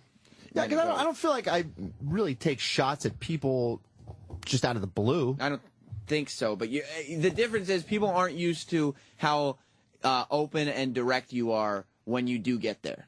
You know what I'm saying? But I mean, that should be, I don't know, I think that should be everybody, really. Don't you think? Yeah, I respect it. I like the directness and the openness, and every time you watch a reality show, the judges that are, mean and open and honest, quote unquote, are the ones that everybody loves, so you'd think that's the way to be. I just hate pussyfooting around, something where you have a bunch of people in here and everybody knows what they want to say. Yeah. But nobody says it. Sal, how come Paul bothered you so much yesterday, following you around? It was just kind of like I got shit to do, and then I needed to pull something for you, actually. I came in here to, get it out of Pro Tools where we get the shit from. Oh, that was for production. I love he's asking all these tech questions now. So, Paul, is it true the computer runs on blah, blah, blah, blah? No, so and normally whoever's doing the phones marks certain things, like if there's a, Jimmy does something funny, anything like that. And, of course, the thing that you needed wasn't marked, so I was like, where's the post-it? So. And did you tell him, leave me alone? No, I didn't tell him leave me alone, but he was just standing around, and it was like, Did he know that you were annoyed by him? I don't think he knew, but he does clearly now, see though. that I had to do extra work for. He knows. And what did he want? What do you mean? What do you want? Like, what was he standing around for? What was I he don't talking know. to you about? Oh, what, he wasn't talking to you about it? No. Don't get on Paul's case. I'm not getting on Paul's case. I'm not getting on Paul's case either. telling Everything you I had what to say to happened. Paul was said yesterday. I was just wondering why he would just hang out, bother Sal. But probably. Let me talk to Paul real quick. Is he in there? You're not gonna get lambasted today, Paul. Oh, he's got to put headphones on. Paul, you're not here to get lambasted again. You took your beating yesterday. That's a promise I make to you. How you doing today? I'm all right. Shaking. Well, why? First of all, I don't understand why Roland is obsessed with calling you Roland, Paul. like with everything Roland does, he's blowing me, asking Eric if he had Post-its next to him out of proportion. Yeah? Yeah. You blowing it out of proportion, Roland? Do you have a post-it? How is it a rough? Was it rough yesterday? Yeah, it was a little rough. Did you talk to Troy at all after the show? I did. What did you say? I told him I thanked him, actually. Did he, Troy? Yeah. What? Roland's wearing shorts, and he wants everybody to know. He put his leg up on the table, and he's wearing short little Yankees athletic shorts. Oh, I see the outline of his bag in his shorts. By the way, those athletic shorts are the only thing athletic about Roland. And his shoes. And his running shoes. He thanked you. Yes. Yeah. What for? I don't. You're more welcome to say. For being straight up with me and kind of giving me a kick in the ass that sometimes everybody needs. You needed that yesterday? Yeah, I did. Today he needs a Post-it. Today you need that Post-it. Today I needed a Post-it. Yesterday it was a life lesson. Today it's a Post-it. Yep. What did you need the Post-it for? Just in case, for whatever reason, I wasn't in here, the thing that Travis had asked about, I could write it down so whoever was in here besides me would know to mark it. What was it? It was just like a production thing? Yeah, something Travis needs. Like a Post-it? Like a Post-it. How did you feel coming in today? Like a dick because I was late. You were late today? I was late today. I was. Oh, Paul. Yeah, no, it was. How could you be late today? Yeah. After the conversation we had yesterday. Because the clock's moving forward. You spent an extra half hour here to be like, you know what, I'm turning over a new leaf. And then today you were late? Today I was late. How did it happen? Small steps. I couldn't even tell you. I woke up late. My alarm. Yeah, and you it wasn't even. You just overslept. There is no reason for it whatsoever. It was just a dick move. It's not even small steps. It's 2 steps. It's 1 step forward, 2 steps back. Yes, I know. At what point do you just say, yeah, you know what, fuck it? Fuck it, dude. Fuck this. Was there any thought when you? What time did you wake up? 5:15. What time do you usually wake up? 4 o'clock. Oh, so you were like, fuck. Yeah, I just grabbed whatever I could throw on and just ran out the door. Was there any thought where you were just like, you know what? Maybe instead of dealing with the fact that I'm late after what happened yesterday, I'll hit a tree. Why would you say that, Roland? I didn't mean for him to kill himself. And I didn't say kill. Well, you'd probably die if you hit a tree with a car. You don't think so? Sonny Bono. And that was only But seeds. that was person in the tree. This is a vehicle to tree. Right, so you're implanting a ton of metal in between you and the tree. I don't drive, so You don't know the. I'm not an expert. You don't know the physics. I do not know. Did you think for a second, just like, you know what? Fuck it. I'm never going to talk to any of those guys again. I'm just going to disappear as far as they're concerned. I'm going to quit, and I'm going to never talk to them again. It may have crossed my mind at one point or two, but I'm not really one who fucks up and then backs down from it. That's not you. No, it's not me. It's not You're my just a guy who fucks up a lot. That's right. You and don't- then faces the consequences. You don't fuck up and then back down from it. You fuck up and then you come in and then you fuck up again. Yeah. It's not something you can help. You're a fuck up. Yeah, pretty much. Are you feeling better today than yesterday? A little bit. That's good. Yeah. And as far as Sal's concerned... Yeah, did you know he was annoyed with you? Yeah, I did. But the part he left out is that he asked me where it was because he didn't see it marked, so I came in to show him and just went over it with him. As soon as he figured out where it was, I left. Did you know he said, fuck you, Sam? Well, first of all, no. He said you follow him around for a half hour, and then at 11:30, you smacked your legs with your hands and said, all right, well... I was here for an extra half hour and then left. That's a little weird. He's denying it now that he's standing next to me. He's denying what? That he did that. I think he's on his way in. No, that's what he said. He said that you slapped your legs with your hands. You said, all right, I've been here an extra half hour, and you left.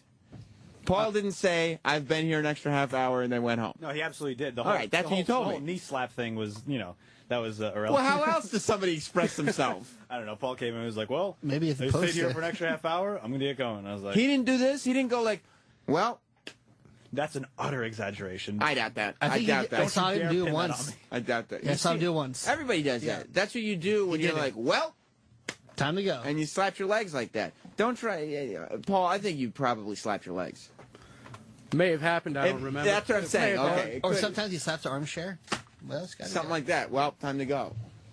Don't fucking call me a liar. I'm sure he slapped his legs. And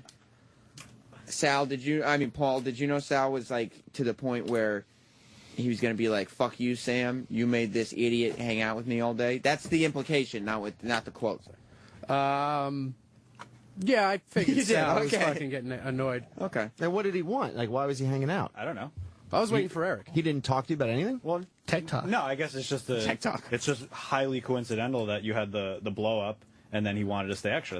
That's not coincidence, is it, Paul? No, not at all. And also he asked Sal about what's the biggest USB drive out there. Well, the idea of wanting 140 gigs for all you out there. The idea of wanting to stay later was to actually just do work, not just hang out. Paul came in to Danny, Travis, in my office and said, hey, do you guys need anything from the kitchen?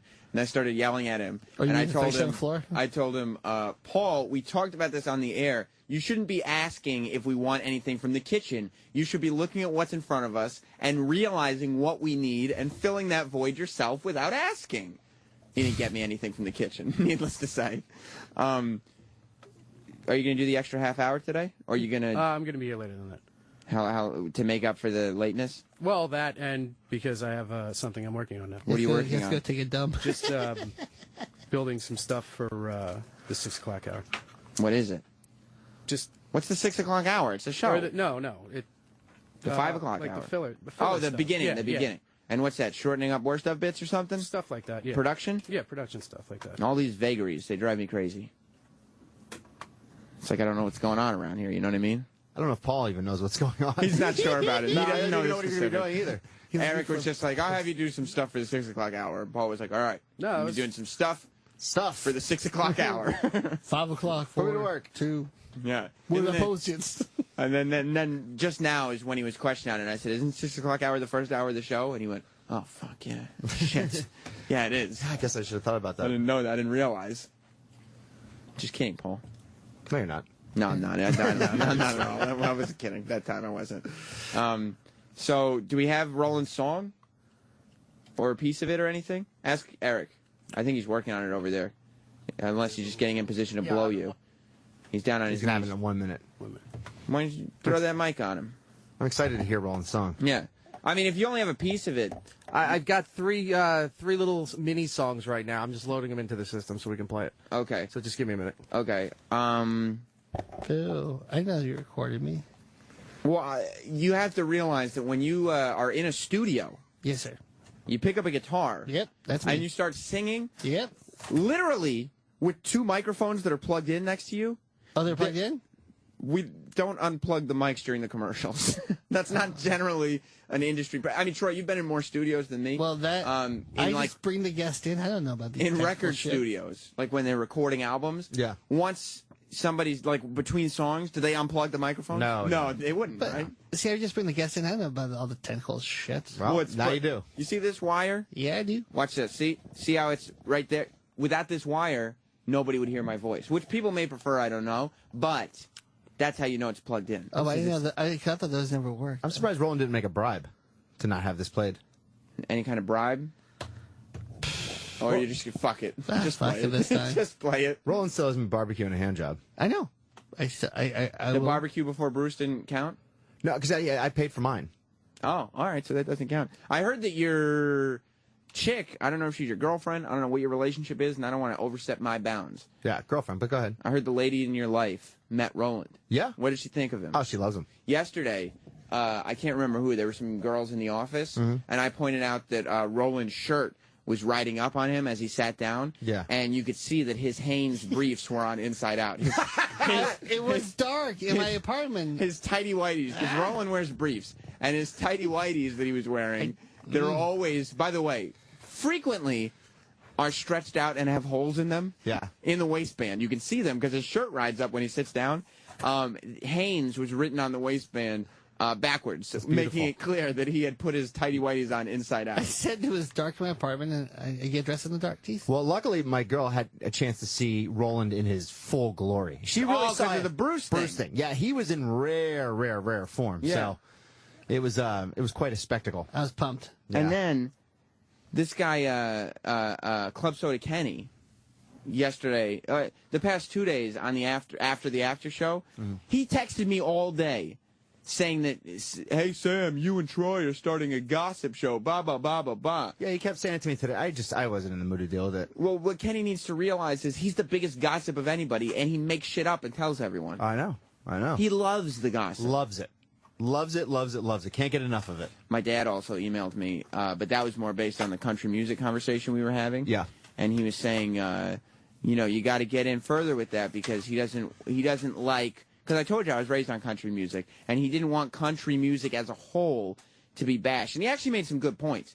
We were talking about how the crossover stuff, people forget that like artists like Lady Antebellum and Taylor Swift, Keith Urban, and to some extent Keith Urban, but like legitimate pop artists that are actually like respected.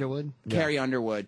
These are also country music artists. Shania Twain. Right. You know what I mean? It still exists. Like, you can get down with a Taylor Swift song, I would imagine. I mean, it doesn't bother me. I wouldn't own any of her records. Mean? That was a good one. Why you have to be so mean? See, you don't like that song? No, I'm more of a fan of classic country. I don't really care for the new stuff. It's a little too bubblegummy for me, but I don't know. It's just my opinion. I mean, I don't really live in that area. If I lived in that area and that's what everybody's listening to, maybe I'd be influenced by it, but I don't know, man. I really have no interest in country music. I have interest in Sam's mom's carrot cake. Is that a sexual innuendo or literally the bacon? Oh, no, literally just the bacon. Oh, okay. I didn't know. I got to clarify. Marcos and Yonkers, you're on After Opie and Anthony Live as we anxiously anticipate Roland's singing debut. Oh, boy. What's going on, Sam? How you doing, buddy? I'm all right. Listen, I'm calling in because I need some advice from you guys. Yeah, I'm here for Especially you. from you and Troy, because I know you guys get a lot of hate. I am getting an incredible amount of hate on Twitter from these fucking assholes that are jealous because I call in the show all the time. What are they saying? You're just calling in. Although Danny smashed you good in the first hour, but. Well, I mean, just different stuff. Like, it started because they were jealous because I'm calling in all the time. I get through. You guys sometimes talk about me, and they're saying really cruel stuff. I tried to block them. What are they but they're saying? making fake accounts to fucking follow me and troll on what I'm saying. You're a So whatever celebrity. I say, I'm sorry, go ahead. You're a celebrity at this point, Marcos. I didn't know the show had that much influence. Dude, I didn't know that the hate that you guys get is brushing off on me, which is crazy. Like, what do you do, Sam? Because I know a lot of people hate on you. Yeah, well, I mean, I don't really block very much anymore. I used to block more. I don't every now when it's just like nonsense, I block. But sometimes I can tell when people are just trying to get blocked. So I just ignore everybody. I just ignore it. Almost never respond. Roland doesn't ignore anybody. He blocks and he responds and he says horrible things. But I don't think, you can't give people that much credibility because if people are tweeting you and you don't know who they are, but they know who you are, because obviously if they're saying shit about you, they know who you are. And if you don't know who they are, you're automatically on a higher pedestal than they are. So the last thing that you want to do is lower yourself to the scummy level that they live on. And also, if you're confident, Marcos, in your calls, keep making the calls, and eventually people will turn around. Like, I get way less hate now than I did a year ago, and then I got less hate than I did 2 years ago because people started to see me as a more multidimensional person on the air, I assume. But that's what I would say, Marcos. Okay, well, thanks a lot. But before you hang up, we should go to Jack in North Dakota. What's up, Jack? Hey, Sam. How you doing, buddy? Hey, Marcos, are you really crying about being cyberbullied, buddy? Well, no, I'm not crying about it. I'm just complaining because these fucks don't stop. Crying, complaining. Actually, no. You know what? No, you know what? I'm sorry. I didn't call in for actual advice. I just wanted to prove the power that I had, that I can call and get through and get on live with Primetime Sam Roberts. That's the reason why I called. Oh, so it's a power trip with you then. You're not kind of... Yeah, I'm popular. Yeah, exactly. I'm popular. Don't hate. Oh, you're a popular boy. You're sitting at the popular table, Marcus. Yeah, I said that popular table with your mom when she sucked my dick. Hey, we don't cry at the popular table, Marcus. Listen, speak some fucking English. I couldn't even understand you, bro. You're like, listen, you fucking hillbilly. Shut the fuck up. Go fuck your mother's mouth. Wow. I said we don't cry. All right, I'm done with this argument. Marcos, have a good day. Jack, have a good day. Marcos really does get hate. But why? I don't know. I don't know what the problem is. Like, I never thought, like, he does always get in. He's always got something to say. I feel like Marcos makes good points. Yeah, it's never, like, remarkable. Right. Like, he's not like a Steve from Bayshore who's throwing lines in, and you're like, oh, shit, that was pretty funny. It's just like, okay, Marcos made a good point there. We can expand on that and keep the conversation going. Yeah. I don't understand. Maybe it's because Kurt Love, I don't know if Kurt Love, another super fan, is mad at him because he hasn't been talked about because the guy he's dating, Bobo, hasn't been back on the show. I don't know what it is. Oh, so Marcos and Kurt have some beef? It could be. Yeah, Kurt, he twitters me like, hey, what's going on? Well, because I don't know what's going on because I'd rather him and Bobo leave him alone and let them live their lives. Yeah. In love. Eric, do we have a little music to play for the people? Oh, do we? Do you like it? We have 5 cuts. Okay, well, maybe we'll see how many cuts we actually play. But... They're all very short. Okay, let's play. This is Roland during the commercial break before after Opie and Anthony Live, who came in here. And this, by the way, oh, Sam's a shit stirrer, blah, blah, blah. Roland walked in here. I didn't say a word to him. He picked up the guitar off the couch, and he started singing about Paul and his Post-its and his mother. Let's listen to some of it. Oh, I forgot. What guitar is this? I don't know. It's been here for a week. Paul, where's the Post-its? Where's the Post-its? My name is Paul. Eric, you have a Post-it. You have a Post-it. My name is Paul. I tried to work hard now because Troy yelled at me. I wish we were. say. Troy doesn't like me anymore. This is what he does. Paul, you piece of shit. You piece of shit. Troy still hates you because you're fake working today. Fake working. This is what Roland does. Hates you too. What did you last thing you said? God hates you too. Did he just say God hates Paul too? Yeah. I'm sorry, I talked over that. This is what people don't understand. Roland is worse off the air than he is on the air. Awful. 100%. How many times a week do you get prank called by Roland, Troy? 10 plus. 10 times in a 5-day work week. Yeah. Not true. I just have to literally turn off my phone. Not true. You want to play another clip? No. Troy, are you enjoying the? Oh, I love it. You do. So you want to hear a little more of Roland's Paul song? Please. Okay. I don't. Paul doesn't know. Shit, shit, shit. Shit, shit, shit. Shit, shit, shit. Paul can't even answer the phones because they ring, ring, ring. Ring, ring, ring. Ring, ring, ring. Hey, Sal, do you have a Post-it? Eric, do you have a Post-it? I have an idea. Wait, it came from Travis. You worthless piece of cock. Do you need this paper, Sam? Is this yours? You worthless piece of cocksucker. Is that what you called him? I'm an artist. I was trying to work out a song. Eric, find out for me. How does Paul feel that Roland was in here with a guitar singing songs about how he's a worthless piece of cocksucker? Paul, how do you feel? How does that make you feel, Paul? I'm pretty honored that Roland would immortalize me in song. Well, he called you a worthless piece of cocksucker. No, I didn't call him. It was just a song with referencing. No. The song, actually, the lyric is Paul is a worthless piece of cocksucker. Yeah, I probably could have done without that. Yeah, that one is what hurts more, being worthless or being a piece of cocksucker? I think worthless would rank higher for me for being hurting more. Do you think it hurts more because you were so late today? Oh, definitely. Okay. It's So harder I hate to myself a little bit already, you know? Yeah, so this is just putting salt in the wound. Absolutely. Okay. Well, I hate to see that Paul hates himself. On that note, we should listen to a third track. Why don't you hit it again, Eric? Troy yelled at Paul. Paul cried like a cocksucking bitch. Yeah. Thank you. No, thank you. From the heart. Did you say to the tune of Here Comes the Bride, Troy yelled at Paul, Paul cried like a cocksucking bitch? You're so hurtful. I'm not a lyricist. Are you proud of yourself?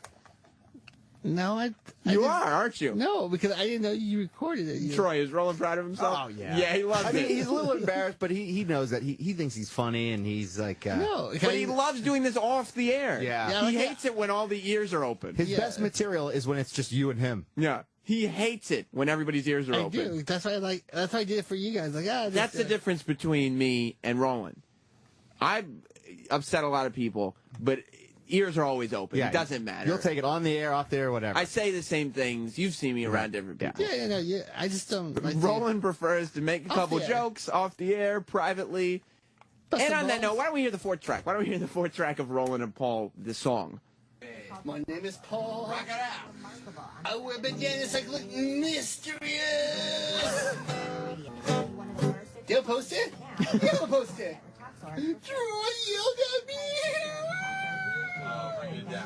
me. Troy said I don't work hard. Never appear on any delivery. I agree with him. What do you do for the show, Paul? I do nothing. I just said where's the post-it. I said where's the post-it.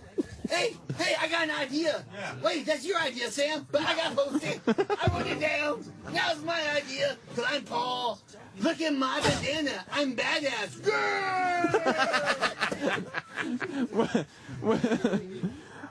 You may or may not know this. Paul wears a bandana every day. That would help explain. Roland, thoughts? Play another clip. That's what he's. That's what you think. And this is the last clip, Eric? It's very short. It's the very end. Oh, of it. no. Okay. No, this is the... Oh, no. I don't work on Fridays. I don't work on Mondays. I don't work on Tuesdays. Because I'm Paul. Thank you. Thank you. Wow. I don't work on Mondays. I don't work on Tuesdays. And you can hear, if you listen closely to that clip, play that clip again. Listen to the strategy of Roland, okay? Listen to when Roland's song stops and listen to what's in the background. Listen to the ambient noise. All right. You can hear the studio monitors and the production that's playing that was on this channel just 30 minutes ago. All right, here we go.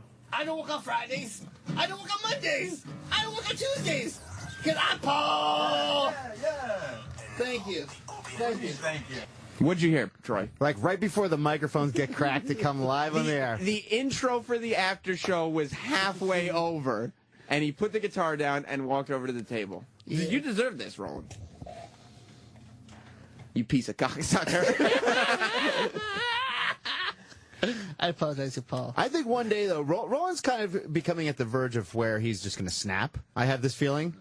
And I have a feeling that all the banter off air he's just going to come on air and just. Troy, who do you think Roland is going to snap on?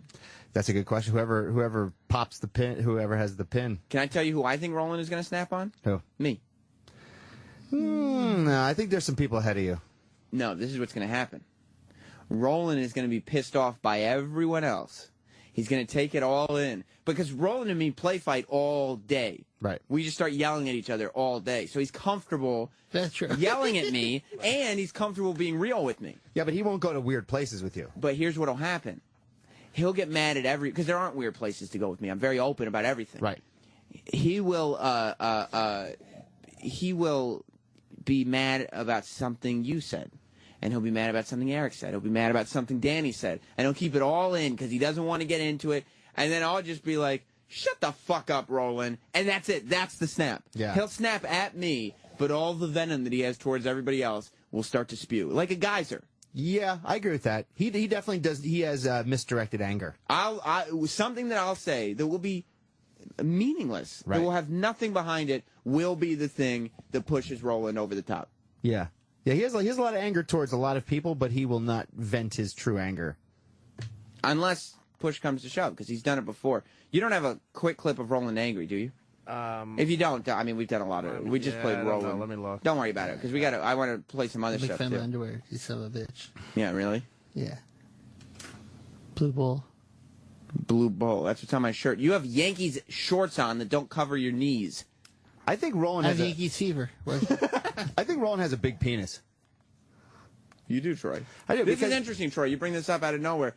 You think Roland has a giant wad in his pants. I hadn't thought My about mom, this. like we say in Mexico, a big burrito. A big burrito. Well, because he wears these tight shorts. Yeah. In honor of some people. And I see the outline of his genitalia.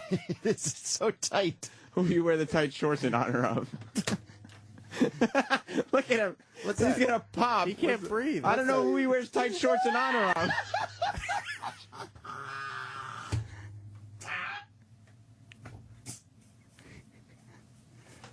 Who's it in honor of? I don't know. No? Jesus. Jesus. Who do you wear the tight shorts in honor of? What does that mean? I don't know.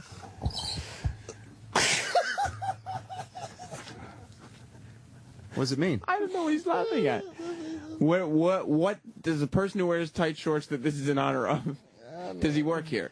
No. That's a lie? So No. yes is the answer. Troy, do you have any idea who Eric, who is Roland's tight shorts person? I don't know. I want to find out. Somebody probably wears really tight. Who wears really tight pants? I don't know. I know. Like it's a guy, I'm sure. So it would have to It would have to be somebody with a camel toe. Yeah. I would think. A male I don't know. A male camel toe. Maybe one of the executives? No. Definitely not. It couldn't be an executive, right? On-air host. Travis, who wears... Have you heard Roland breaking down in here? Yeah. Who wears... First of all, Roland is so unprepared for any of this to come up on the air, for his bullshit to come up on the air. Who wears the tight pants? Did you... I know. You do? I know what Roland told me. But you won't say the name. I don't know. Okay, so... Like everyone, I'm scared of Roland. Are you scared of the person in another... You wouldn't be scared of them because you're not saying it. But are you scared of the person if you had said that about them? Is it a bad idea? If I'm Roland? Yeah. No, Roland, he doesn't care. He doesn't have any authority over Roland. Yeah. He does have authority over Roland. Sure. I mean, look, everyone above our position has authority over us, right? Yeah. Don't point at me. Roland's pointing at me and mouthing, "You son of a bitch." I like how you're assuming it's just one person. Is it multiple people? Because Roland Don't said, you have a fucking funny catch, you asshole? Roland said it's in honor of someone. Roland said it's in honor of someone. I'm not saying any names, but I'll say I know. But don't you have like a flight to catch to You know, Anaheim? I'm for going WonderCon. I'm going to Anaheim later today Yeah. for WonderCon. Yeah. I You know enjoy what my friendship with Roland. You know what time my flight is? It should be fucking now. 5:30 p.m. baby. Right I there. got all day. JFK delays on the thing. Excellent. I got more time then to hang out with Yeah, you. that doesn't mean he has to leave earlier. Yeah, why would I leave early? You wizards. You really put your foot in it that time, didn't you, What buddy? the fuck is going on with Roland? Somebody wears tight pants around here. I don't know. He's just in a weird mood today. Well, because he gets... Here's the thing with Roland. Roland says dangerous things in private. Like, he talks all kinds of shit, and he makes horrible, inappropriate jokes about people who, if they heard, would be very offended, have power over Roland. Like, he can't say the things that he says. So when we get him in here, and he's comfortable, he ends up starting to say some shit, and then he starts laughing at himself because he realizes he just put his foot in his mouth. Oh, I wish he'd just let it rip. One person would be really disappointed if they found out. I think I'm starting to... Is it a person who has been disappointed by what other people on this channel have said about him? Yeah, but I mean, that's like, that could be 10 different people. Yeah. Yeah. 25. Yeah. Yeah. Yeah. But it's the guy I'm thinking. I don't know. I don't know if it's the guy you're thinking. No. Oh, not that guy? Is it that guy, Roland? No. You know what I'm doing right now? It's the best impression I've ever seen. I'm doing something with my hand. Roland, what are you looking at now, Roland? Something's happening in Baghdad. What's going on? I mean, people are guessing. Kent, you're on After Opie and Anthony Live. It's Rich Davis. Rich. How come? Does Rich Davis wear tight pants? He does. Oh, very much so. How do you know that? I listen to Cavino and Rich. What for? I'm just kidding. Well, when Fesby goes on one of his old rants, he just turned the channel over to Cavino and Rich. And they just do a show about Rich's tight pants? It is Rich. Oh, yeah. All right, thanks, Ken. You are correct. Roland sir. gave it up. It's Rich. It's Rich Davis. All It's right, Rich Davis. ladies and gentlemen, we got to the bottom of this mystery. Stanley T did one day, and Rich did the other day. Yeah, I'm glad that you were all here listening to After Opie and Anthony Live to get to the bottom of this. I thought Travis said, is it more than one There's Stanley T and Rich Davis. Is it Cavino and Rich? No, Stanley T one day wore these really, really tight pants. It's weird. He usually wears baggy pants. That's one day. My jury duty day? Yeah. Because I didn't... Okay. That makes sense. He wore these new pants, and they're uber tight. That makes sense. Brett in Maryland. Brett! Yeah. Sam, What's up? how you doing? Very Just well, calling thank to say I've been listening for a year. Yeah. I hate you just as much as the first day. You don't hate me. You don't hate me less than you used to. Honestly. No, just as much. I don't You're believe that. Still better than a tape. Okay. So you still prefer me just because it's somebody live. Yes, Okay. exactly. But you don't you don't like me better than you did a year ago. No. I don't believe it. Do you believe that, Troy? I believe that he probably likes you a little more. Because why would he? Because with all the channels here on Sirius XM, to tune to something else. Wait for Ron and Fez. Like, why are you listening? That should be your new tagline. At least I'm live. Right. Yeah. At least it's something live. Yeah. Wait. There's other live shows on. You want to listen to Sway? He's fucking tearing it up. I like that. I'll do that. Thanks. All right. Shade 45. That's the channel. Number 45. It's easy to find. Yeah, I mean, Larry Flick a Live. lot easier to find than our channel. Yeah. I mean, Larry Flick's live. They'll say what they want about you, but they're listening. They certainly are. I think they're listening because of Roland, personally. The hotline. Oh. He's on. I think it's got to be Kenny, I would assume. Of course. Oh, yeah. Club Soda Kenny on Facebook. You're on After Opie and Anthony Live, Kenny. That's not the name of the show. This is what I was talking about earlier. This is what Kenny's doing now. He's talking about, what's the name of the show? The Busybody Show with Sam and Troy. Okay, and what does it make you, Club Soda Kenny, if you spent your entire morning going from person to person? You went to Voss, you went to Bonny, Sterniolo. You went to, he did it to Sterniolo, Yep. Steve Sterniolo from Raw Dog. You went to the host of the Morning Mashup. You went to Troy. You went to me. You're texting me all day. You told me. You went to Roland. What does it make you if you're going to everybody who works here and talking about my business? Sam and Troy, we're two guys who are up in everybody's business. It sounds more like you're the one who's up in everybody's business, doesn't it? Sam and Troy, we're two guys who like to talk a lot of shit. No one does. I mean, yeah, we said it's fun to talk shit, and you're not even coming up with original lines. You're literally reading the text messages that you sent me yesterday. Yeah, well, what am I supposed to do? Come up with something. You got to deliver. We're two guys who are both short and tall. Are both short and tall? Troy, do you know what that means? No. You don't get that. No. You're done with him. Maybe small It's just like... All right, Kenny, I'm going to take a vote. Who votes hang up on Kenny? Okay, that's 2-1, Kenny. I got to let you go. I didn't hear anybody say anything. Two people put their hands up. It wasn't, you know. It wasn't me. Huh? I like the Busybody show with Sam and Troy. I'm trying to get you guys on Raw Dog. And then, first of all, I don't need to be on Raw Dog. And well, actually, I would do it. You'll be on Raw Dog with your WonderCon. No, I'll be on WonderCon Radio with my Oh. WonderCon. But second of all, Kenny, you're the busybody, and you spreading these lies. Like Voss actually came to, because people don't realize that Kenny just lies all the time. And Voss actually came to me today and said, "So Sam, you picked up a partner? I thought your show was doing well." I said, "Kenny just made it up off the top of his head." Yeah. Troy comes in and hangs out. Travis comes in and hangs out. Roland comes in and hangs out. But it's not a partner. Right.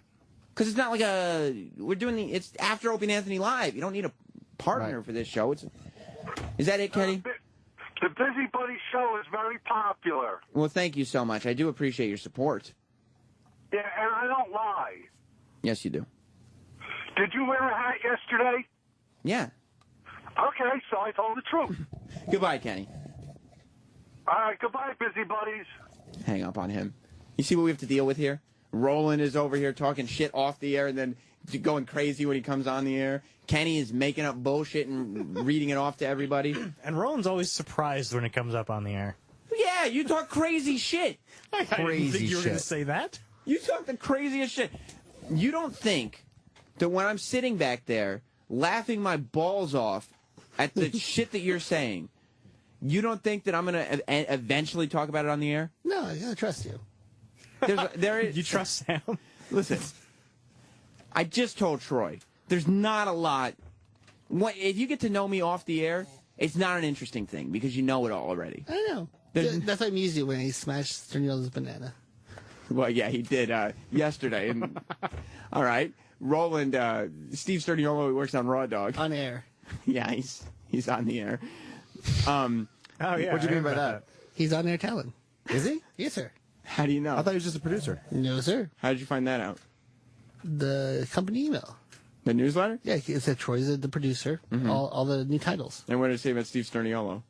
On air. On air talent. So Roland has decided not to let Steve forget about that. I mean, he probably wouldn't let me forget about that, but it doesn't apply to me. He didn't let... Yeah, I'm a producer. He didn't let Steve Sterniolo forget about that. He reminds him... It's weird. He reminds him of it every day. And yesterday, Steve Sterniolo left his desk, and Roland went over for no reason, smashed his banana, and then left it on top of a Mike Birbiglia CD on his desk. I thought that was more of an insult. Which I didn't get at all. To the banana? But and then Roland and I left. I don't know what the outcome of that So your was. bad banana and bad comedy equals... You're not a fan of Birbigs. No, I mean, I've known him for years, and then the man I saw him at the party, hey, what's up? And he ran away from me. He big-timed you. Yeah, like, don't be a dick, finally. Has he changed since he did that thing in the store window? Or since he has a sleeping problem or whatever, yeah. I've heard he sleepwalks. Because wasn't... You should get sleepwalking to someone's foot in his ass. You got into a fight with Voss on the air a few years ago. Wasn't Birbiglia on your side that day, or no? Yeah, that's when he needs help. Now he's a big time. Now he's all good. Mike Big Time. Yeah. And I don't think Voss likes Birbiglia at all, right? No, Voss doesn't like him at all. They got into a big fight that day, too. Because he took a shot at him today. Yeah, well, I didn't know we were going to point that out so literally. I thought it was just going to be swept under the rug. Nah. But he did. Well, listen. Yeah, he lost. Hopefully Anthony's feeling better. It's not like him. And Eric, can I tell you something? Yeah. I apologize. The last 2 days, I swear to God I intend to play these clips that I ask you to pull. Oh, yeah, it's all right. Because I wanted to play the Jimmy in the elevator clips. No, look, it's fine because we got radio gold out of Roland today. You understand these things happen. That has to take preference over everything. Can I be honest with you? Mm-hmm. On Tuesday, when I started a fight with you, I didn't have shit to play. I had no clips. And you know this because you're the one who cuts out the clips. Yeah. Yesterday I had clips to play, but I couldn't give up on the Paul and Troy discussion. And today I had clips to play, but I couldn't give up on this Roland thing. Not by a long shot. So I do appreciate, though, that you go to the work, even though you know that things come up here. Hopefully Ant's feeling better. You know, shitting it out. Yeah, hopefully he can get all that Italian food shit out of his system. I'm assuming that's what it was because he was out of here. But regardless, we will be back. I won't be here tomorrow. I hope you will be, the audience. I'm going to be in Anaheim. I'll be on WonderCon Radio all weekend. So I guess listen to that if that's your thing. If you don't like me, don't, because you're a fucking idiot. If you do, I don't want to hear about it. Huh? That's not nice. Well, it'd be a pretty dumb thing to do. Yeah, serious. Kermit the Frog. Kermit the Frog's going to be and here. Walter. I'm really jealous. I'm going to try to get on Who Kids interview then. Ron and Fez are coming up next. WonderCon Radio this weekend. Opie and Anthony back tomorrow.